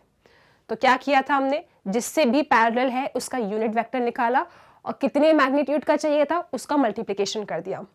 अब इस केस में इनने क्या पूछा है हमसे, इस केस में इनने हमसे पूछा है कि यूनिट वेक्टर बताइए जो पैरेलल हो इस वेक्टर से। तो क्या करोगे, सबसे पहले मैम ये वेक्टर बनाएंगे, और इनने सिर्फ हमसे यूनिट वेक्टर पूछा है जो पैरेलल होना चाहिए। तो इसी वेक्टर का, this 2a vector minus b vector plus 3c vector, इस ही वेक्टर का हम क्या निकालेंगे, यूनिट वेक्टर निकाल लेंगे। और ये कंसेप्ट ऑफ फ्री वेक्टर्स है, तो यहाँ यूनिट वेक्टर निकाला, ये जो यूनिट वेक्टर आपने फाइंड किया ना इसका, ये इससे क्या होगा, पैरेलल होगा। बस इतनी सी कहानी इसमें करना है। मतलब सपोज इसका जो भी रिजल्टेंट आया, मान लो इसका जो रिजल्ट आया दैट इज डी वेक्टर, तो इस डी वेक्टर का डी कैप निकालो, और ये जो डी कैप है यही वो वेक्टर है जिसकी आपको तलाश थी। यही D cap is a unit vector जो पैरेलल है इससे। ठीक है, समझ गए पक्का। चलो सॉल्व करो अब। तो सबसे पहले हमें unit vector parallel to this vector चाहिए ना। अब पैरेलल टू दिस वेक्टर, अब इस वेक्टर को पहले बना तो लो, ठीक है। तो देखो क्या बनाना है, 2a vector minus b vector plus 3c vector. Okay जी। सो a वेक्टर हमारे पास है, उसमें स्केलर मल्टीप्लिकेशन करना है 2 का, तो मैं ऐसे लिख देती हूं 2i cap plus j cap plus k cap. ठीक, फिर माइनस b वेक्टर, तो माइनस b वेक्टर क्या है ये, तो इन सब के साइन बदल दे, बिल्कुल बदल दो। तो -2i प्लस j -3k, फिर प्लस 3c। तो इस c वेक्टर में क्या करेंगे आप, 3 का मल्टीप्लीकेशन, 3c वेक्टर लिख देते हैं, बाद में मल्टीप्लाई कर देंगे। So -i -2j plus k cap. Okay, so इस वेक्टर को हमने कहा कि देखो बहुत बड़ा नाम है तुम्हारा, थोड़ा नाम छोटा कर देते हैं, डी वेक्टर नाम बना दिया। ठीक है, सो डी वेक्टर हमारे पास कितना आ रहा है, करो जरा जल्दी जल्दी मल्टीप्लीकेशन, 2i 2j 2k। ठीक है, ये k बनाया है मैंने, दुखी मत हो जाना आप लोग, 2k। फिर क्या लिखा है, -2i plus j -3k plus 3 का मल्टीप्लीकेशन करो, 3i -6j plus 3k। Okay, ये आपका डी वेक्टर है। जो हमने क्या बोला कि जो 2a vector minus b vector plus 3c vector है, बहुत बड़ा नाम था तो हमने इसको छोटा सा नाम दिया डी वेक्टर। ठीक है, सो कितना बन रहा है ये आपका D vector, finally 2i -2i चला गया, क्या बचा 3i। सो 3i कैप, j को पकड़ो अब, 2j plus j, 3j -6j -3j। इसके बाद k को पकड़ो, 2k -3k माइनस के, अरे मैम -3k प्लस 3k हटाओ ना, ये क्या है 2k, और 2k कैप को अकेला लिखो। हाँ, ये बात भी आप लोग सही कह रहे हो। ओके, चलो ये आपका डी वेक्टर हो गया। अब हमें क्या चाहिए, हमें इस डी वेक्टर से पैरेलल एक यूनिट वेक्टर चाहिए। हम बहुत अच्छे से जानते हैं डी वेक्टर ये रहा, डी वेक्टर से क्या चाहिए, पैरेलल एक यूनिट वेक्टर चाहिए। तो कुछ मत करो, इस डी वेक्टर का ही यूनिट वेक्टर निकाल लो, और ये जो यूनिट वेक्टर आपका डी वेक्टर का है ना, this is 100% parallel to this D vector, क्योंकि कंसेप्ट ऑफ फ्री वेक्टर से। ओके जी, so unit vector parallel to vector D is given by, suppose हम कह देते हैं यहां पे कि let the unit vector parallel to D vector is, क्या नाम दे उसको बताओ, नाम दे दो आप लोग, डी के बाद ई वेक्टर, और ये ई वेक्टर क्या है, कुछ नहीं, डी का कैप है। ठीक है, डी वेक्टर का कैप है ई वेक्टर। सो कितना बनेगा ये, आओ नेक्स्ट पेज पे फाइंड करते हैं। डी वेक्टर को लेके चलो आप लोग, डी वेक्टर आपका आया है, डी वेक्टर आपका कितना निकला था, 3i -3j plus 2k, 3i -3j plus 2k, यही आपका डी वेक्टर था, 3i -3j प्लस 2k। अब जरा इसका मैग्नीट्यूड निकाल लो, मैग्नीट्यूड कितना आएगा, 3 का स्क्वायर 9 प्लस -3 का स्क्वायर 9, 2 का स्क्वायर 4। ठीक है, 2 का स्क्वायर कितना 4, तो कितना आ रहा है √22 मैग्नीट्यूड ऑफ डी वेक्टर। इसके बाद हमें क्या चाहिए, हमें तो बस एक यूनिट वेक्टर चाहिए था जो आपका डी वेक्टर से कैसा हो, पैरेलल हो। तो वो यूनिट वेक्टर आपको इस तरीके से मिलेगा। आपको इसी डी वेक्टर का कैप निकाल लेना है, ये और कुछ नहीं, ये डी कैप ही तो है ना। जो डी कैप आप निकालेंगे आपको यूनिट वेक्टर मिल जाएगा, जो डेफिनेटली आपके डी वेक्टर से कैसा होगा, पैरेलल होगा। उसका नया नाम मैंने ई वेक्टर दे दिया। ओके, सो कितना आ रहा है आपका E vector, D vector divided by magnitude of D vector. D vector ये रहा, इसका मैग्नीट्यूड ये रहा, डिवाइड कर दो। सो 3/22 आई कैप माइनस 3/22 जे कैप प्लस 2/√22 के कैप। ये रहा वो यूनिट वेक्टर जो आपके इस वेक्टर से कैसा है, पैरेलल है। आई होप कंसेप्ट बहुत अच्छे से आपको क्लियर हो गया है कि how to find a vector जो पैरेलल हो किसी वेक्टर से। ठीक, सो हमने किस तरीके से सॉल्व किया, आप चाहें तो इसका स्क्रीनशॉट ले सकते हैं और फिर हम आगे चल सकते हैं। इनने हमें 3 वेक्टर्स दे रखे थे और हमने बस इस लाइन को पकड़ लिया था कि unit vector parallel to this vector. तो सबसे पहले इस वेक्टर को हमने बनाया, ठीक है, जो भी प्लस माइनस मल्टीप्लिकेशन था वो हमने काम किया। ओके जी, उसके बाद हमें क्या मिल गया, कुछ ऐसा रिजल्ट मिला, तो हमने कह दिया कि इसका नया नाम हम क्या दे देते हैं, डी वेक्टर। इसी वेक्टर से पैरेलल यूनिट वेक्टर चाहिए, मतलब डी कैप निकालना है। डी कैप का फॉर्मूला आप लोग बहुत अच्छे से जानते हैं, डी वेक्टर डिवाइडेड बाय उसका मैग्नीट्यूड। ठीक है, तो अब कुछ ना कुछ नया वेक्टर ही मिलेगा, तो उसको हमने ई वेक्टर से रिप्रेजेंट कर दिया और ये आ गया आपका यूनिट वेक्टर, जो पैरेलल होगा किससे, जो पैरेलल होगा आपके गिवन वेक्टर से। सो आई होप क्वेश्चन क्लियर है, कोई समस्या नहीं है, आगे चल सकते हैं अपने अगले क्वेश्चन की तरफ। ओके चलो, next question is question number 8। Read कीजिए इस क्वेश्चन को। Show that the points A B and C are collinear. आपको बताना है कि ये तीनों पॉइंट कैसे हैं, कोलिनियर है। And find the ratio in which B divides A C. दो क्वेश्चन करवा रहे हैं आपसे, चलो ठीक है सुनो। आपको ये 3 पॉइंट्स को कोलिनियर बताना है। पूरे वेक्टर अलजेब्रा में आप कितने बार कोलिनियर की कंडीशन पढ़ चुके हो, है ना। सबसे बेस्ट कंडीशन यहाँ हम कौन सी लगा सकते हैं उसके बारे में सोचते हैं। मैम जो हमने 10.4 में पढ़ा था, क्या पढ़ के आए हो आप लोग, 10.4 में, फिर 10.3 में पढ़कर आए हो, राइट। 10.3 में आपने एक नया कंडीशन पढ़ा था कि how to show 3 points are collinear. क्या पढ़ के आए हो, ट्राइंगल इनइक्वालिटी। जब ट्राइंगल इक्वालिटी बन जाती है तब आपकी जो पॉइंट्स है ना वो कोलिनियर कहलाते हैं। ठीक है, सुनो क्या करने वाले हैं यहाँ पे। आप ना सपोज डायग्राम बना लो, ये this is a point, okay, ये आपका बी पॉइंट है और ये आपका पॉइंट सी है। अब आप में से कुछ बच्चे कह रहे हैं मैम आपने तो अपने आप ही कोलिनियर ले लिया, इनने तो कहा है कि शो करो कि ये 3 पॉइंट कोलिनियर है।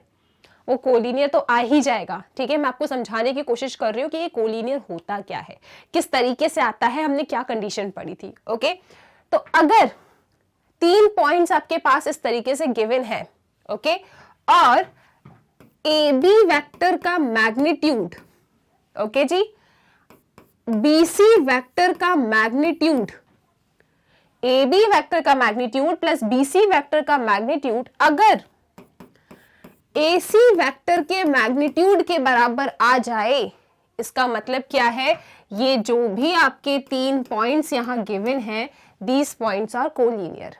ठीक है, यही आपकी ट्राइंगल इक्वालिटी थी। So how to show 3 points are collinear, अगर ए बी वेक्टर का मैग्नीट्यूड बीसी वेक्टर का मैग्नीट्यूड का जो सम है वो एसी वेक्टर के मैग्नीट्यूड के बराबर आ जाए, मतलब आपके 3 पॉइंट्स कोलिनियर हैं। तो इस क्वेश्चन में हम लोग सबसे पहले ए बी वेक्टर फाइंड करेंगे, ओके, और फिर उसका मैग्नीट्यूड फाइंड करेंगे।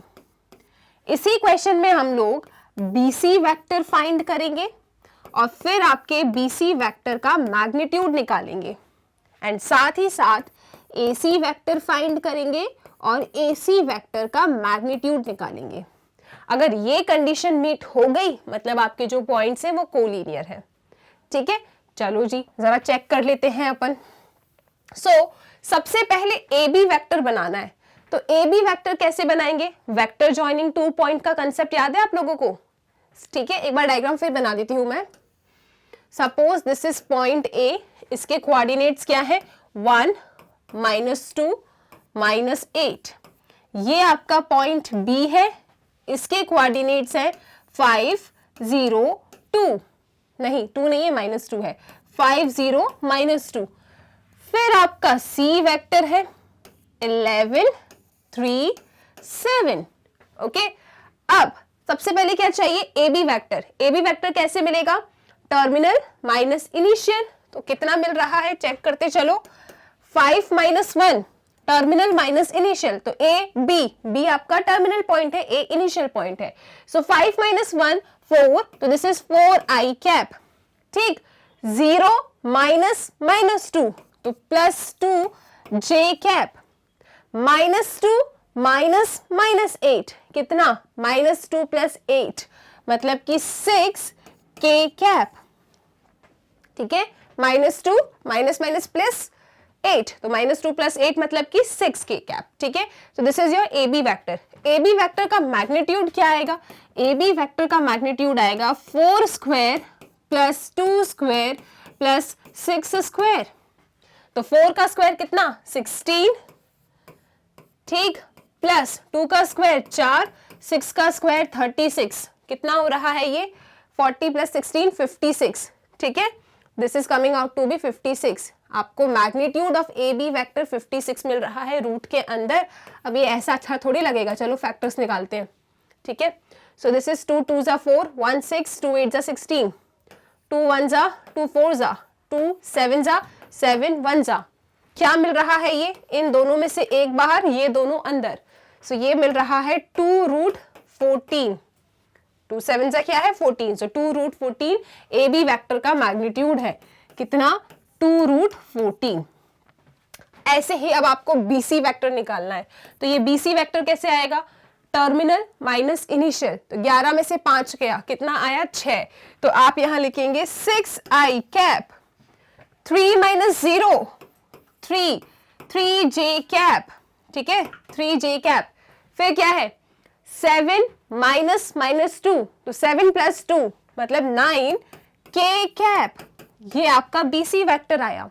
अब बीसी वेक्टर का मैग्नीट्यूड चाहिए आप लोगों को, तो इन सबके कोएफिशिएंट्स के स्क्वायर का सम, 6 का स्क्वायर 36, 3 का स्क्वायर 9 और 9 का स्क्वायर 81, कितना आ रहा है ये 90, राइट, 90 प्लस 36 कितना हो जाता है ये 90 एंड 36 6 126। आओ जरा 126 के भी फैक्टर्स निकालते हैं अपन, क्योंकि अब अंडर रूट 126 तो अच्छा लगेगा नहीं, तो 126 के फैक्टर्स निकालो, कितना 2 6 जा 12, 2 3 जा 6, 3 2 जा 6, 3 1 जा 3, 3 7 जा 7 1 जा, इसमें से 3 बाहर निकालो, 7 2 जा 14, सो 3 रूट 14 आपका इसका मैग्नीट्यूड निकल रहा है 3 रूट 14। अब बारी है किसकी, एसी वेक्टर की, आओ जरा एसी वेक्टर निकाल लें अपन। सो एसी वेक्टर क्या होगा आप लोगों का, टर्मिनल माइनस इनिशियल, 11 में से 1 गया 10 है ना, तो लिखो ना, चलो आओ लिखते हैं, this is 10i cap, 3 minus minus 2 AC vector है, सी टर्मिनल है, ए इनिशियल है, 11 माइनस 1 10, 3 माइनस माइनस 2 मतलब 5, तो प्लस 5 जे कैप, फिर कौन है 7, 7 माइनस माइनस 8, तो 7 प्लस 8 मतलब 15, so दिस इज 15 के कैप। ओके जी, अब क्या करें, वेक्टर बन गया, मैग्नीट्यूड निकाल देते हैं, तो मैग्नीट्यूड कितना आएगा 10 का स्क्वायर 100, 5 का स्क्वायर 25, 15 का स्क्वायर जल्दी बताओ आप लोग, 15 का स्क्वायर 225, ठीक है, चलो 225, तो कितना हो रहा है ये 225 में 25 ऐड करो 250, 250 में 100 ऐड करो 350, सो अंडर रूट 350। अब अच्छा लगेगा क्या अंडर रूट 350, नहीं, फैक्टर्स निकाल लो, 2 1 जा 2 1 5, 2 7 जा 14, 2 5 जा 10, 3 3 6 जा 18, 3 5 जा 15, 16 17 25, नहीं 3 से कहाँ जा रहा है रे, 5 से जाने दो, 5 1 जा 5, 5 3 जा 15, 5 5 जा 25, 5 7 जा 7 1 जा, ये 5 एक बाहर, ये दोनों अंदर, कितना आ रहा है 5 रूट 14। तो आपने क्या किया, आपने ए बी बी सी और ए सी की लेंथ निकाल ली, ठीक है। अब आप चेक कर लो क्या आपके इस क्वेश्चन में किसी भी दो साइड का, किसी भी दो मैग्नीट्यूड का सम तीसरे के मैग्नीट्यूड के बराबर हो रहा है क्या, चेक करो, हाँ मैम 3 + 2 5 हो रहा है, ठीक है। तो किसी भी दो मैग्नीट्यूड का सम अगर किसी थर्ड मैग्नीट्यूड के बराबर है, इसका मतलब आपके वेक्टर्स कैसे हैं, कोलिनियर हैं। तो हम बहुत अच्छे से देख सकते हैं यहाँ पे कि 3 रूट 14, अच्छे से लिखो, 2 root 14 plus 3 root 14 is equal to कितना 5 रूट 14, और ये कुछ और नहीं, 2 रूट 14 क्या है, ए बी वेक्टर का मैग्नीट्यूड प्लस 3 रूट 14 क्या है, क्या है B C magnitude, BC vector का मैग्नीट्यूड, 5 रूट 14 क्या है, AC वेक्टर का मैग्नीट्यूड। तो ये इसके बराबर हो गया, यानी कि आपके जो ये 3 पॉइंट्स थे, ये 3 पॉइंट कैसे हो गए, कोलिनियर हो गए। क्या क्वेश्चन क्लियर है? अगर क्वेश्चन क्लियर है तो फिर हम आगे चलते हैं। नहीं आगे नहीं जा सकते। अभी इन लोगों ने हमसे कुछ और भी पूछा है, क्या कि find the ratio in which B divides AC। तो ये बी पॉइंट ने AC को किस रेशियो में डिवाइड किया है, ये आगे की कहानी है जो हमसे ये लोग पूछ रहे हैं। तो देखो ये ना ऐसे टाइप के क्वेश्चन आपने 10th क्लास में भी सीखे हैं, जब आपसे रेशियो पूछे जाते थे और कोऑर्डिनेट्स दे रखे होते थे। तो जब ऐसा होता था तब हम क्या अज्यूम करते थे कि क्या रेशियो हो सकता है, किस रेशियो में बी ने ब्रेक किया होगा AC को, क्या लिखते थे, λ/1। याद आया? तो उसी तरीके से आप कह सकते हैं कि let B divides AC in the ratio of λ/1। ठीक है, तो λ/1 का रेशियो हम ले रहे हैं। वेक्टर अलजेब्रा में जो हमने सेक्शन फॉर्मूला सीखा है, उस सेक्शन फॉर्मूला की हेल्प से हम इसका रेशियो फाइंड करके बता देंगे। ओके, अगर ये समझ में आ गया है तो मैं इसे हटा देती हूँ और इस क्वेश्चन में आगे बढ़ते हैं अपन। ओके चलो, सो कोलिनियर के लिए, अच्छा मैंने आप लोगों को ना वेक्टर अलजेब्रा में बहुत कुछ बताया है कोलिनियर के लिए, और बाकी क्या कंडीशंस आपने पढ़ी हैं उन कंडीशंस को जरा अपनी कॉपी में लिखो। तब तक आप लोग लिखो, दो वेक्टर्स कोलिनियर कब कब कब होते हैं, कैसे होते हैं, वो सारी चीजें हमने वेक्टर अलजेब्रा में ना बहुत बार डिस्कस किया है। अभी तो मैंने आपको ट्रायंगल इक्वालिटी वाला कंसेप्ट से इस क्वेश्चन को सॉल्व करा दिया, आप दूसरे मेथड से भी सॉल्व कर सकते हैं। ठीक है, सो हमने कह दिया कि let B divides AC in the ratio λ/1। अगर एक बार हमें लैम्डा मालूम पड़ गया तो हमें इस रेशियो के बारे में पता चल जाएगा जो ये हमसे पूछ रहे हैं। अगर इसको ध्यान से देखें तो ये इंटरनल सेक्शन डिवीजन का केस हो रहा है, राइट? फॉर्मूला क्या था उसमें, फॉर्मूला क्या होता था कि ये वाला इससे मल्टीप्लाई होता था, right? MB + NA upon M + N, कुछ इस तरीके का आप लोगों ने सेक्शन फॉर्मूला याद किया है, रिकॉल करो।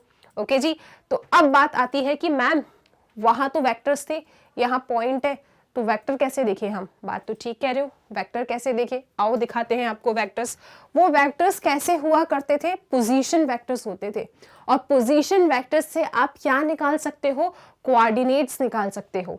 लेकिन यहाँ पे कोऑर्डिनेट्स ऑलरेडी रखे हैं आपके पास, तो आप वेक्टर नहीं बना पाओगे क्या? बिल्कुल बना लेंगे। वेक्टर कैसे बनाओगे? इन सब के साथ बस I, J और K लगा देना, काम खत्म। ठीक है, सो हमें ये B पॉइंट हमारे पास है, तो इसका अगर वेक्टर बनाएं अपन तो क्या होगा? 5i cap plus 0j cap minus 2k cap, और ये किसके बराबर होगा? इसका मल्टीप्लिकेशन इससे होगा, इसका मल्टीप्लिकेशन इससे होगा, बीच में एडिशन आएगा, सेक्शन फॉर्मूला। ठीक है, सो लैम्डा का मल्टीप्लिकेशन करो जरा 11 से, सो 11 लैम्डा i कैप, ठीक, plus 3 lambda j cap plus 7 lambda k cap, okay, plus इसका मल्टीप्लिकेशन इससे i cap minus 2j cap minus 8 k cap divided bye क्या लिखेंगे आप लोग? लैम्डा + 1। ये किसी को डाउट तो नहीं हो रहा ये क्या कर रहे हो मैम आप? Section formula. ठीक है, कोऑर्डिनेट्स हैं, वेक्टर के फॉर्मेट में लिख सकते हैं, दूर का मल्टीप्लिकेशन दूर वाले के साथ, लैम्डा का मल्टीप्लिकेशन C से, 1 का मल्टीप्लिकेशन A से। ओके, अगर आप देखो ये लैम्डा AB के बीच में कनेक्टेड है ना? किससे कनेक्टेड नहीं है? C से, तो C से कनेक्टेड नहीं है, इसलिए लैम्डा का मल्टीप्लिकेशन C वेक्टर से किया, C से जो भी वेक्टर बनेगा उससे किया। 1 किस किस से कनेक्टेड है? B और C से कनेक्टेड है, किससे कनेक्टेड नहीं है? A से, तो 1 का मल्टीप्लिकेशन इससे होगा। आप ऐसे याद रख सकते हो फॉर्मूले को। ठीक है, जो जिससे कनेक्टेड नहीं है उससे मल्टीप्लाई किया जाता है, सबसे अच्छा तरीका है याद करने का। ओके चलो, लैम्डा को यहां लेके आओ तो क्या बनेगा? ये बनेगा 5 लैम्डा i कैप, ठीक, plus 5i cap minus 2 lambda k cap minus 2k cap, and this is equal to ये पूरी चीज। अब यहाँ पे एक काम करो, i के कोएफिशिएंट्स बाहर ले लो, ठीक है, मतलब i बाहर ले लो, so 11 lambda plus 1, 11 lambda plus 1 i cap, okay, plus अब j वालों के साथ में लिख लो, plus 3 lambda minus 2 j cap. Okay, बहुत इजी क्वेश्चन है, सुनते चलो। प्लस k कैप को बाहर ले लेते हैं, क्या है यहाँ पे? 7 lambda minus 8 and this is your k cap. एक बार चेक करो आप लोग मैंने सही लिखा है कि नहीं। ठीक है, तब तक मैं यहाँ पे भी कॉमन ले लेती हूँ, इन दोनों से i कैप बाहर, इन दोनों से k कैप बाहर। मैम j का टर्म है ही नहीं तो 0j लिख देना। Okay, so this is 5 lambda plus 5, ma'am 5 common ले ले क्या? नहीं मत लो, क्यों बताती हूँ, रुको अभी। 5 लैम्डा प्लस 5 आई कैप प्लस 0 जे कैप, इन दोनों से क्या कॉमन ले ले? माइनस के या प्लस के? आप लोग प्लस के ही बाहर लो, ठीक है। सो दिस इज प्लस के कैप, यहां क्या आया? -2 लैम्डा -2, ठीक। इज इक्वल टू में क्या है? इज इक्वल टू में है आपके पास 11 लैम्डा प्लस 1 आई कैप प्लस 3 लैम्डा -2 जे कैप प्लस 7 लैम्डा -8 के कैप। ऐसा कुछ बन गया। अब मैं आपको एक बार फिर हल्की सी बता रही हूँ कि हमने क्या क्या किया है इस क्वेश्चन में। सुनो, आप लोगों को सेक्शन फॉर्मूला याद होना चाहिए। हम वेक्टर अलजेब्रा पढ़ रहे हैं, तो वेक्टर अलजेब्रा के कंसेप्ट से ही आप इस क्वेश्चन को सॉल्व करेंगे। आप चाहते तो वो बी किस रेशियो में डिवाइड कर रहा है उसे डायरेक्टली भी बता सकते हैं, ठीक है, लेकिन हम यहाँ पे वेक्टर अलजेब्रा का कंसेप्ट लगाएंगे और फिर सॉल्व कर रहे हैं। आप लोग बहुत अच्छे से जानते हैं इंटरनल सेक्शन डिवीजन का फॉर्मूला। यहाँ पे बी पॉइंट जो है वो इंटरनली डिवाइड कर रहा है ए एंड सी को। ए, बी एंड सी के कोऑर्डिनेट्स हमारे पास है, तो कोई प्रॉब्लम की बात नहीं है। वो बेसिकली पोजीशन वेक्टर था कोई, उस पोजीशन वेक्टर से क्या होता है? कोऑर्डिनेट्स एक्सट्रैक्ट किए जाते हैं, तो इसीलिए यहाँ पे कोऑर्डिनेट्स लिखे हैं। आप चाहो तो इन्हें वेक्टर बना सकते हो, और मैंने यहाँ बनाया भी है वेक्टर। ओके जी। रेशियो क्या लिया हमने? λ:1, क्योंकि ये हम 10th क्लास से जानते हैं कि जब भी कोई रेशियो आपसे पूछते हैं तो हम उसे m/n ना लेके λ:1 लेते हैं, सो दैट हमारी कैलकुलेशन ईजी हो रहे। ओके, फिर आप लोग जानते हैं क्या इंटरनल सेक्शन डिवीजन का फॉर्मूला होता था कि ये वाला जो पॉइंट है या फिर ये वाला जो वेक्टर है, दिस इज इक्वल टू, अब देखो लैम्डा ए एंड बी से कनेक्टेड है ना, ए एंड बी के बीच में, सी के बीच में तो नहीं है ना, तो लैम्डा का मल्टीप्लिकेशन सी पॉइंट से जो वेक्टर बनेगा उससे कर दीजिए मल्टीप्लिकेशन। ओके, 1 बी और सी के बीच में है, ए से कनेक्टेड नहीं है ना 1, तो 1 का मल्टीप्लिकेशन ए वाले से कर दो और नीचे क्या लिखते हैं? λ+1। इस तरीके से हमने ये काम किया। इसके बाद हमने क्या किया? अब जो मैं कंसेप्ट यूज करने वाली हूँ वो ये है कि दो वेक्टर्स इक्वल जब होते हैं तो उनका क्या इक्वल होता है। देखो यहाँ पे आप देख सकते हैं बीच में इक्वल का साइन लगा है, तो ये दो वेक्टर्स है, इस साइड भी और उस साइड भी, तो ये दोनों वेक्टर्स कैसे हैं? इक्वल है। तो अगर टू वेक्टर्स इक्वल होते हैं तो आप कैसे लिखते हैं उन्हें? दोनों के आई कैप बराबर होंगे, दोनों के जे कैप बराबर होंगे, दोनों के के कैप बराबर होंगे। मानते हो ये बात? इसीलिए मैंने वहां पे 0 जे लिखा और यहाँ पे माइनस लेके नहीं आई और यहाँ पे 5 कॉमन नहीं लिया, क्योंकि मुझे तो सिर्फ आई, जे एंड के जो कोएफिशिएंट्स है दोनों साइड उन्हें इक्वेट करना है। आई होप आप मेरी बातें समझ पा रहे हैं, ठीक है। सो अब देखो हमें चाहिए क्या? हमें तो लैम्डा चाहिए, राइट। लैम्डा मिल गया तो रेशियो मिल जाएगा, क्योंकि रेशियो क्या है? λ:1। तो देखो इन तीनों में से कौन सा सबसे ज्यादा इजी होगा कंपेयर करना? इसको कंपेयर करोगे, देखो हर बार लैम्डा मिलेगा, सेम मिलेगा, लेकिन सबसे ज्यादा इजी क्या है कंपेयर करना? देखो 0 दिख रहा है, ठीक है। 0 हमें मैथ्स के क्वेश्चंस अगर सॉल्व करते हैं तब दिख जाए तो अच्छा लगता है, लेकिन मार्क्स में मजा नहीं आता, ठीक है। तो यहाँ पे भी वही चीज है, आप देख सकते हो ये जे कैप का जो कोएफिशिएंट है वो ये है, और यहाँ पे जे कैप था ही नहीं, मतलब 0 जे रहा होगा। तो आओ इन दोनों को साथ में इक्वेट कर ले, ठीक है। तो जब आप इन्हें साथ में इक्वेट करेंगे तो आपको क्या मिलेगा? 3 λ-2 इज इक्वल टू 0, मतलब लैम्डा इज इक्वल टू 2/3। बस इतनी सी बात है, और आप लैम्डा की वैल्यू पा चुके हैं, आपको लैम्डा मिल गया। रेशियो क्या था? बी ने किस रेशियो में डिवाइड किया है? λ:1। लैम्डा क्या है? 2/3:1। इसे कैसे लिख सकते हैं? 2:3, ठीक है। लैम्डा 2/3:1 है, मतलब लैम्डा आपका क्या है? 2/3। रेशियो क्या है? λ:1, सो 2/3:1, 3 वहां चला गया, तो फाइनल रेशियो कितना आ रहा है? 2:3 आ रहा है। और यही रेशियो आपसे पूछ रहे थे। So what is ratio? λ:1, मतलब 2/3:1, मतलब 2:3। That's it. आप चाहे तो इन्हें भी कंपेयर करके देख सकते हैं, हर केस में यही मिलेगा, ठीक है। इस वाले को चेक कर लें एक बार। 5 λ+5 11 λ+1, एक बार बस इसको चेक करके देख लेते हैं। वैसे 100% सेम ही आएगा, but still 5 λ+5 is equal to 11 λ+1। ये गया वहां, ये आया यहां, तो 4 एंड 11 माइनस 5 6 लैम्डा 4/6 4/6 क्या है 2 2 4 2 3 6। देखो इन दोनों को कंपेयर किया तब भी 2/3 आ रहा है। इन दोनों को भी चेक कर लो, इतना चेक कर लिया, चलो इन दोनों को भी चेक कर लेते हैं। आंसर आ चुका है, वो बस हम अपने मन के लिए चेक कर रहे हैं, ठीक है। -2 लैम्डा -2 7 लैम्डा -8। आओ चेक कर ले जरा, -2 lambda -2 is equal to 7 lambda -8, ठीक। इसको यहाँ ले आओ तो कितना आएगा -9 लैम्डा, ये वहां गया -6 लैम्डा, सॉरी -6 नेगेटिव नेगेटिव गया 6/9 3 3 3 2 2/3। तो हर बार आपको 2/3 मिल रहा है, मतलब आपका आंसर बिल्कुल ठीक है। आपको हर एक को चेक करने की जरूरत नहीं है, आपका आंसर आ गया, खुश रहिए, ठीक है। आप लोग डायरेक्टली भी इस क्वेश्चन को कर सकते थे। आप लोग मुझे कमेंट सेक्शन में बताएंगे कि ये डायरेक्टली कैसे सॉल्व हो रहा था, बताओ तो जरा, डायरेक्ट कैसे सॉल्व हो रहा था, कमेंट सेक्शन में बताएंगे कि हाउ ए बी और बी सी, मतलब ये जो बी है इसने ए सी को किस रेशियो में डिवाइड किया। आप सोच सकते हैं, देख के आपको पता चल जाएगा, लेकिन हम अपने कॉपी में से इस तरीके से रिप्रेजेंट करेंगे। ओके जी, आई होप क्वेश्चन क्लियर है। चलो आगे चलते हैं अगले क्वेश्चन की तरफ। Question number 9।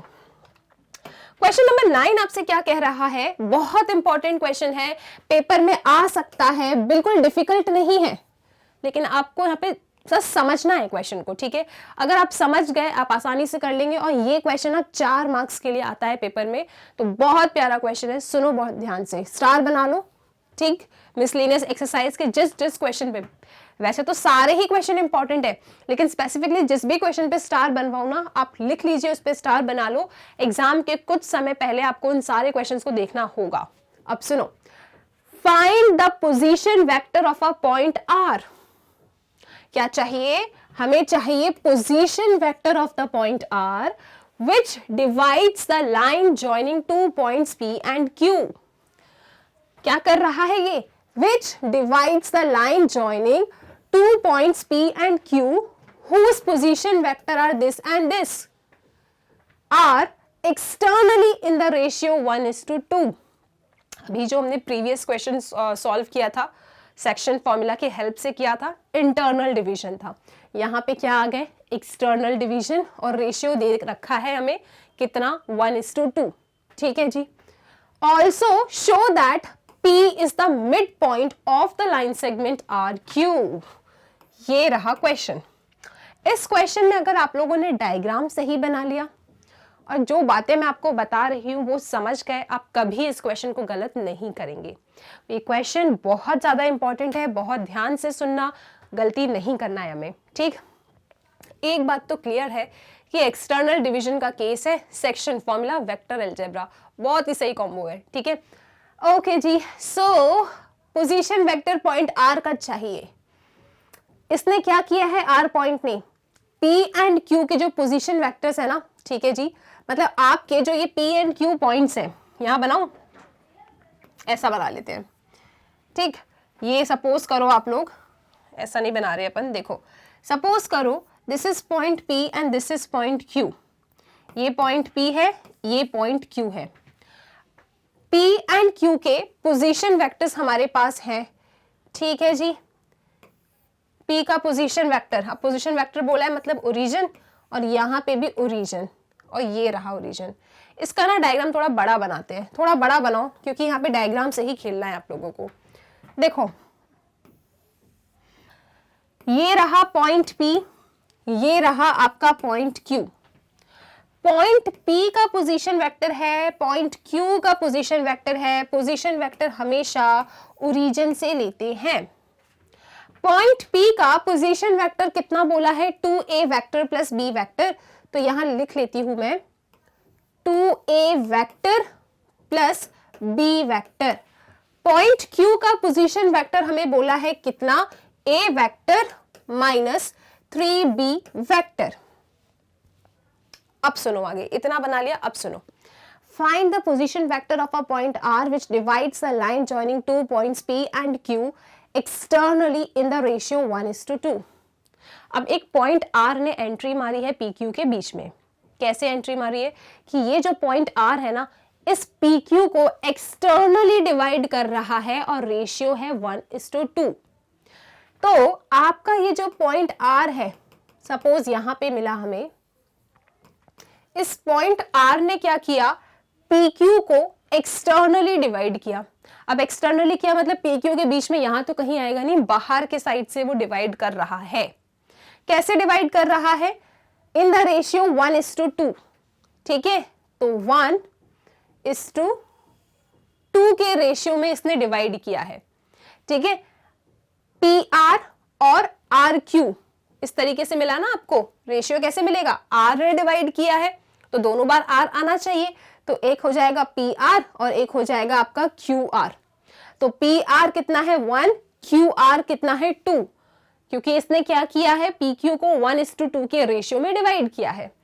फिर इस R पॉइंट का पोजीशन वेक्टर बता दो, यहां से ज्वाइन होगा ये ओरिजिन से, इसका पोजीशन वेक्टर आपको चाहिए R पॉइंट का, ठीक है। ऐसा कुछ डायग्राम है इसका।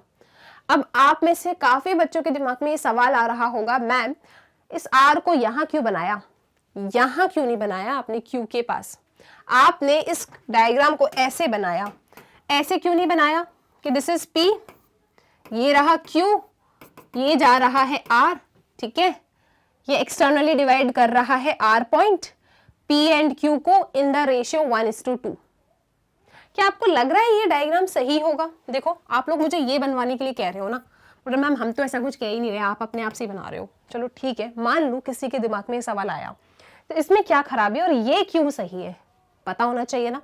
चलो ठीक है जी, अब आप कह रहे हो तो सुन लेते हैं। देखो मैम, यहां क्या हो रहा है, अगर आप इस R को, पहले तो ना आप अपना Q थोड़ा अच्छा बनाइए, बहुत ही बेकार बनाया है, ठीक है। ये जो पॉइंट R है ना, क्वेश्चन में साफ साफ का है कि P एंड Q को डिवाइड कर रहा है। सबसे पहले क्या लिखा है P, फिर लिखा है Q। R P और Q को डिवाइड कर रहा है इन द रेशियो 1:2, मतलब R के पास P होना पड़ेगा, क्योंकि इन्हें साफ साफ बोला है कि R PQ को डिवाइड कर रहा है 1:2 के रेशियो में। अब R PQ एंड क्या R जो है ये R पॉइंट अगर यहां बना दिया, तो क्या आपको लग रहा है कि यहां जो ये रेशियो बनेगा, कैसा रेशियो बनेगा, देखो ये और ये, मतलब 1:2 बोला है ना, तो क्या आपको लगता है यहां पे 1:2 आप ऐसा बनाएंगे, this is 1 and this is 2? नहीं ना, P एंड Q को R डिवाइड कर रहा है 1:2, तो 1 तो आपको यही लिखना पड़ेगा, है ना। 1 कहां लिखना पड़ेगा, यहां पे, क्योंकि सबसे पहले इन्हें बोला है 1:2 के रेशियो में। तो P से लेके R तक का जो रेशियो आपको लगता है 1 हो सकता है, इनका डिस्टेंस कितना ज्यादा है, और आपको लगता है ये QR2 हो सकता है? नहीं, ठीक है। इसीलिए इस क्वेश्चन में जो करेक्ट डायग्राम होगा ना वो ये होगा। इस R ने P एंड Q को 1:2 के रेशियो में डिवाइड किया, P एंड Q को, तो P का जो रेशियो होगा वो कम होगा ना, तो 1 यहाँ पे और ये Q को 2, तो 1:2, इसलिए ये डायग्राम सही है। और अगर यही 1:2 में इस डायग्राम में बनाती, क्योंकि P एंड Q को किया है, तो आपको लगता है 1 यहाँ और 2 यहाँ हो सकता है? नहीं, ठीक है। तो इसीलिए इस क्वेश्चन का ये फिगर नहीं होगा, ये फिगर एकदम करेक्ट होगा। आई होप ये बातें क्लियर है। अब चलो आगे, अब क्या करेंगे, हम सॉल्व करेंगे और क्या करेंगे, आ जाओ। हमें क्या निकालना है, हमें इस R का पोजीशन वेक्टर निकालना है, मतलब हमें OR वेक्टर निकालना है, ठीक है जी। कैसे निकालेंगे, याद करो external section division formula. Ma'am हमें बस इतना पता है उसमें कि MB minus NA divided by M minus N होता है, लेकिन अब हम पूरा भूल चुके हैं, हमें नहीं पता B वेक्टर कौन है, A वेक्टर कौन है, M कौन है, N कौन है। कुछ अच्छा उपाय बताओ जिससे हमें रटना ना पड़े। चलो ठीक है, तो सुनो कैसे सॉल्व करेंगे।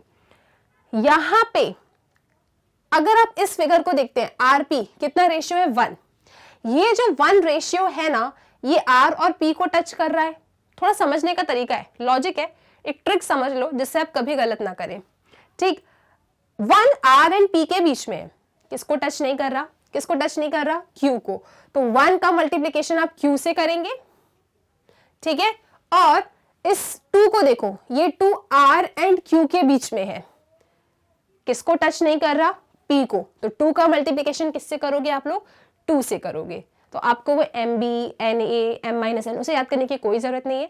इस लॉजिक को समझ लो, कभी गलत नहीं करोगे। प्रीवियस क्वेश्चन में भी मैंने आपको यही लॉजिक सिखाया था, ठीक है।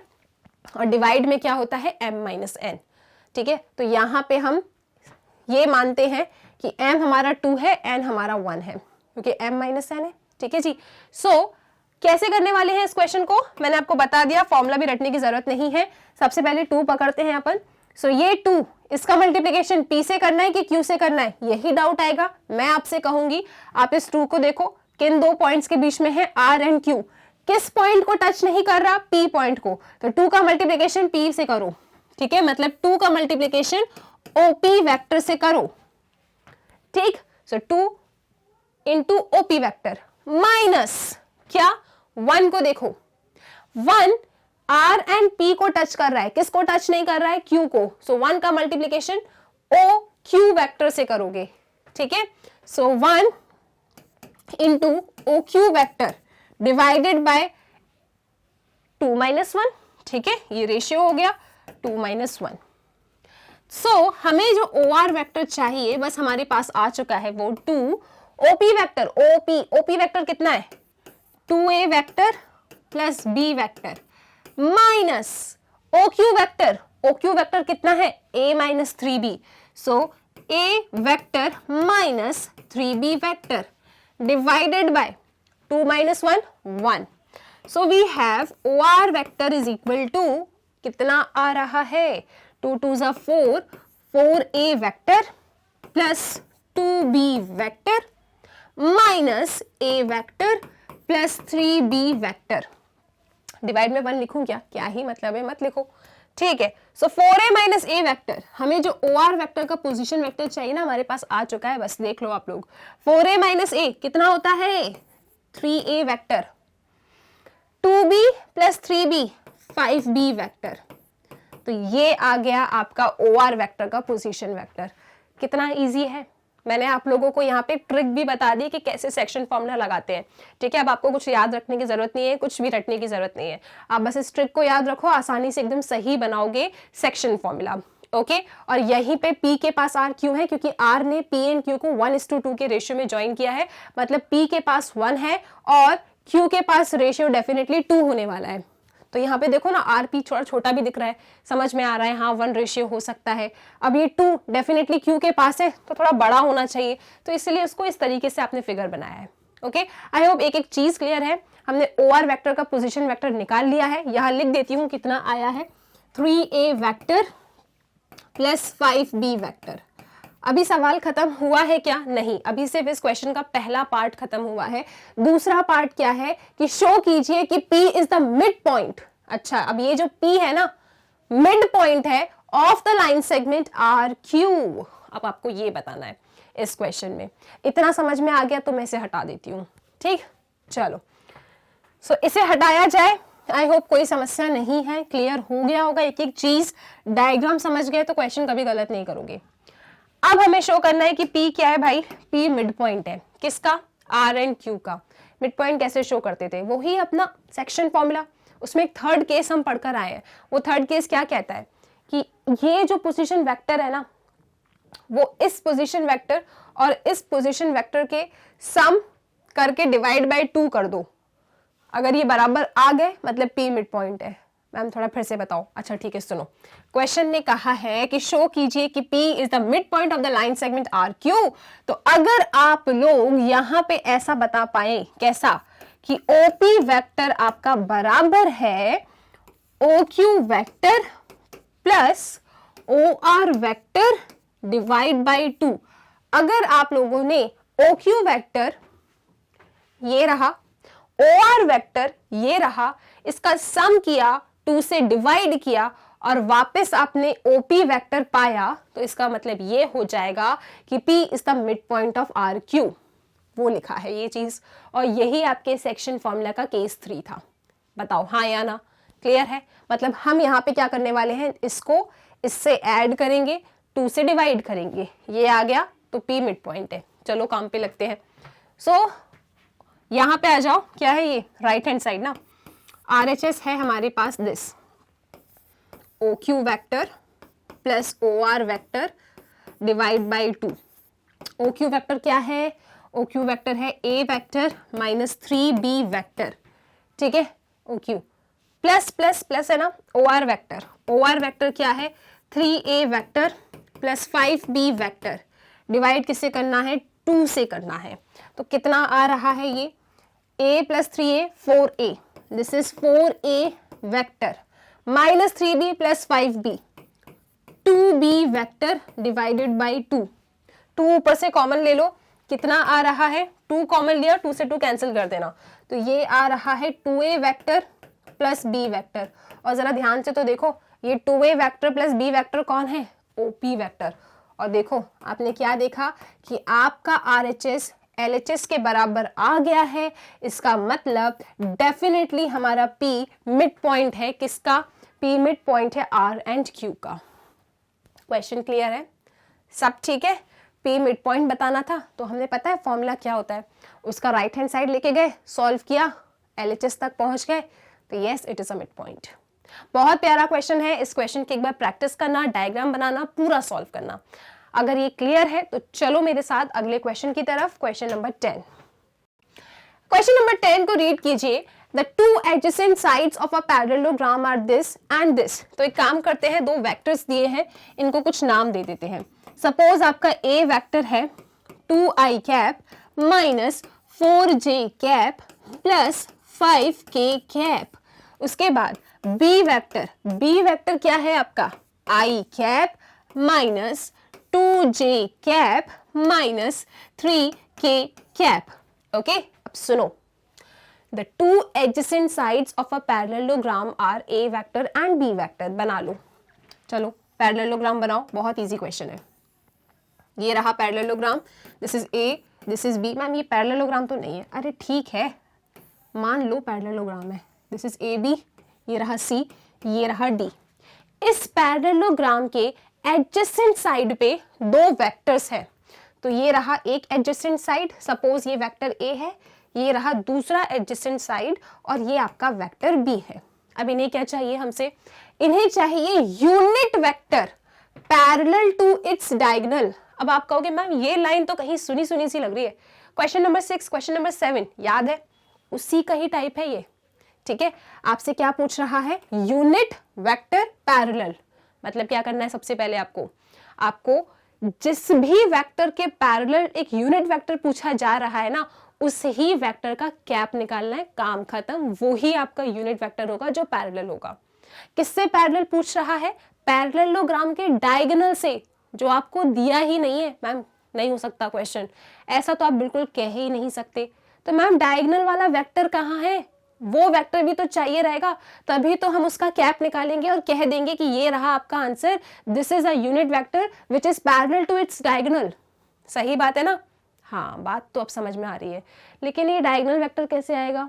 याद करो parallelogram law of vector addition क्या कहता था वो, कि अगर आपके पैरेललोग्राम में हमने कोई दो एडजेसेंट साइड पे वेक्टर्स को रिप्रेजेंट कराया, ठीक है, एक ऐसे जा रहा है, एक ऐसे जा रहा है, तो इनका जो सम होता है ना, वो डायगोनल रिप्रेजेंट करती है पैरेललोग्राम की, और वो डायगोनल जो होती है ना, इन दोनों वेक्टर के कॉमन पॉइंट से निकलती है।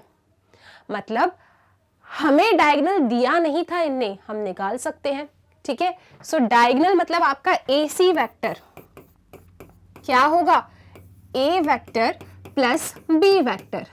A एंड B वेक्टर है, ऐड कर दो, 2 + 1 3i कैप। ठीक, -4 - 2 -6j कैप, 5 - 3 + 2k कैप। ये रही वो डायगोनल वेक्टर जो इनने हमें दिया नहीं था, लेकिन हम तो सब कुछ पढ़कर आए तो हमें पता था। ठीक है, ये हमने AC डायगोनल निकाल लिया। अब इतना खुश क्यों हो रहे हो? आंसर थोड़ी आया है, क्वेश्चन ने क्या कहा था? Unit vector parallel to its diagonal. तो मैम खुशी की तो बात है, हमारे पास डायगोनल वेक्टर आ गया। ठीक है, अब इस डायगोनल वेक्टर के पैरेलल यूनिट वेक्टर चाहिए, तो कुछ नहीं करना, इसी डायगोनल वेक्टर का ना कैप निकाल दो, बस काम खत्म। ठीक है जी, तो क्या कर देंगे आप यहां लिखेंगे पहले यूनिट वेक्टर पैरेलल, पूरी स्पेलिंग लिखना आप लोग, पैरेलल टू डायगोनल। ठीक है, पैरेलल टू द डायगोनल, जिसे हमने रिप्रेजेंट किया है AC vector, is given bye क्या, AC का कैप। बस AC का कैप क्या होगा, AC vector divided by magnitude of AC vector. So AC vector क्या है, ये लिखा है, this is 3i cap minus 6j cap plus 2k cap. अब इसका मैग्नीट्यूड कैसे निकालेंगे आप, इसका मैग्नीट्यूड निकालेंगे 3 का स्क्वायर 9 प्लस माइनस 6 का स्क्वायर 36 प्लस 2 का स्क्वायर 4, कितना आ रहा है 49। 49 अंडर रूट के अंदर से बाहर आएगा तो क्या बनेगा 7, तो इसको हटाएंगे और यहाँ हम क्या लिख देंगे 7, तो 7 आपको यहाँ, यहाँ और यहाँ इस तरीके से लिखना है, ठीक है। So this is the unit vector जो पैरेलल है आपके डायगोनल से। क्या यहाँ तक किसी को कोई परेशानी, सबके आंसर आ गए? इस क्वेश्चन का पहला पार्ट बहुत आसानी से खत्म हो गया क्योंकि हम क्वेश्चन 6 और क्वेश्चन 7 पे बहुत सारा डिस्कशन करके आए हैं, ठीक है। अब इसका एरिया फाइंड करना है। How to find area of a parallelogram, याद करो 10.4 एक्सरसाइज में हमने एरिया ऑफ अ पैरेललोग्राम कैसे फाइंड करते हैं वो डिस्कस किया है। कुछ नहीं करना आपको, ये जो दो एडजेसेंट वेक्टर है ना, इन्हीं का बस क्रॉस निकाल दो, मैग्नीट्यूड फाइंड कर दो, काम खत्म, आपको इस पैरेललोग्राम का एरिया मिल जाएगा।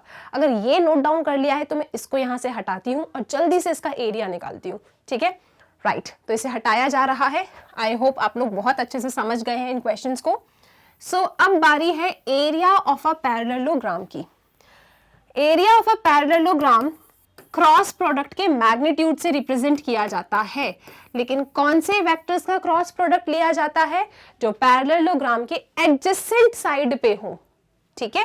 तो ये क्वेश्चन वाले बहुत अच्छे थे, इनने हमें एडजेसेंट साइड वाला ही वेक्टर दिए हैं, बस इनका क्रॉस निकालो और उनका मैग्नीट्यूड फाइंड कर लो। सो ए वेक्टर क्रॉस बी वेक्टर क्या होगा, यहाँ आई कैप बनाओ, यहाँ पे जे कैप बनाओ, यहाँ पे के कैप बनाओ, ठीक है। और ये रहा आपका वेक्टर का साइन, वेक्टर का साइन डिटर्मिनेंट का साइन, ठीक है। चलो ए वेक्टर के कंपोनेंट्स क्या हैं, 2 -4 5, बी वेक्टर के क्या है 1 -2 -3। ये रहा आपका ए वेक्टर बी वेक्टर के कंपोनेंट्स, लिख दिए। अब डिटर्मिनेंट मेथड है, कौन सॉल्व करेगा, मैं और आप। चलो शुरू हो जाओ सॉल्व करने, इसको हटा दे। हाउ टू फाइंड डिटर्मिनेंट बहुत बार हमने डिस्कस किया है, मैम फिर से कर लेते हैं एक बार डिस्कस। चलो ठीक है जी। सो यहाँ पे A vector cross B vector is equal to, सबसे पहले आई कैप, ब्रैकेट बनाओ, पहली रो पहला कॉलम छुपाओ, ऊपर से नीचे लेफ्ट राइट, 4 3 12, फिर माइनस 2 5 10, तो वो बन जाएगा +10, फिर माइनस का साइन जे कैप, पहली रो सेकेंड कॉलम को हाइड करो, 2 × -3 -6 -5 प्लस के कैप, ब्रैकेट बनाइए, इसे हाइड करो, 2 × -2 यहाँ लिख दूं -4, फिर -4 +4, एक बार चेक तो करो सही है कि नहीं, इसको इससे हाइड करो, 2 × -2 -4, बीच में माइनस, 1 × -4 -4 -4 +4 0, तो ये तो चला गया आपका, बहुत ही अच्छी बात है, ठीक है। तो हमारे पास vector A cross vector B कितना आ रहा है, 22 i cap plus 11 j cap 0 k cap, ये तो वेक्टर आया है, मैग्नीट्यूड निकालो तब एरिया मिलेगा।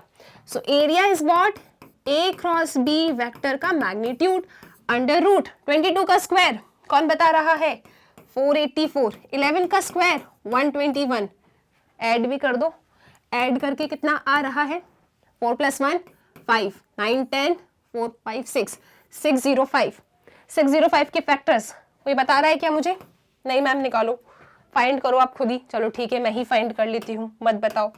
सो यहाँ पे 605 के फैक्टर्स निकालो, 5 से ले, 6 5 11 है ना, 5 से लो, 5 1 = 5 1 0, 5 2 = 10, 5 1 = 5, ये क्या हो गया, ये कुछ नहीं हुआ, 11 11 ज़ा 11 1 ज़ा, मतलब इसका जो आंसर आ रहा है अकॉर्डिंग टू मी, आप लोग चेक करना सही है कि नहीं, दैट इज, अच्छा ये स्क्वायर यूनिट लिखना मत भूलना है ना, एरिया फाइंड कर रहे हो तो स्क्वायर यूनिट लिखना पड़ेगा। ये अंडर रूट 605 ये आ रहा है क्या आप लोगों का भी, अगर यही आ रहा है तो फिर मेरा भी सही है। कितना है 11√5 स्क्वायर यूनिट्स। इस क्वेश्चन को थोड़ा सा हमने स्पीड में किया क्योंकि देखो इसके सारे कंसेप्ट ना हम पढ़ चुके हैं, तो आई होप इसमें किसी को कोई परेशानी नहीं होगी। हमने सॉल्व कर लिया, बहुत अच्छे से आंसर आ गया। अब हम चलते हैं अपने अगले क्वेश्चन की तरफ।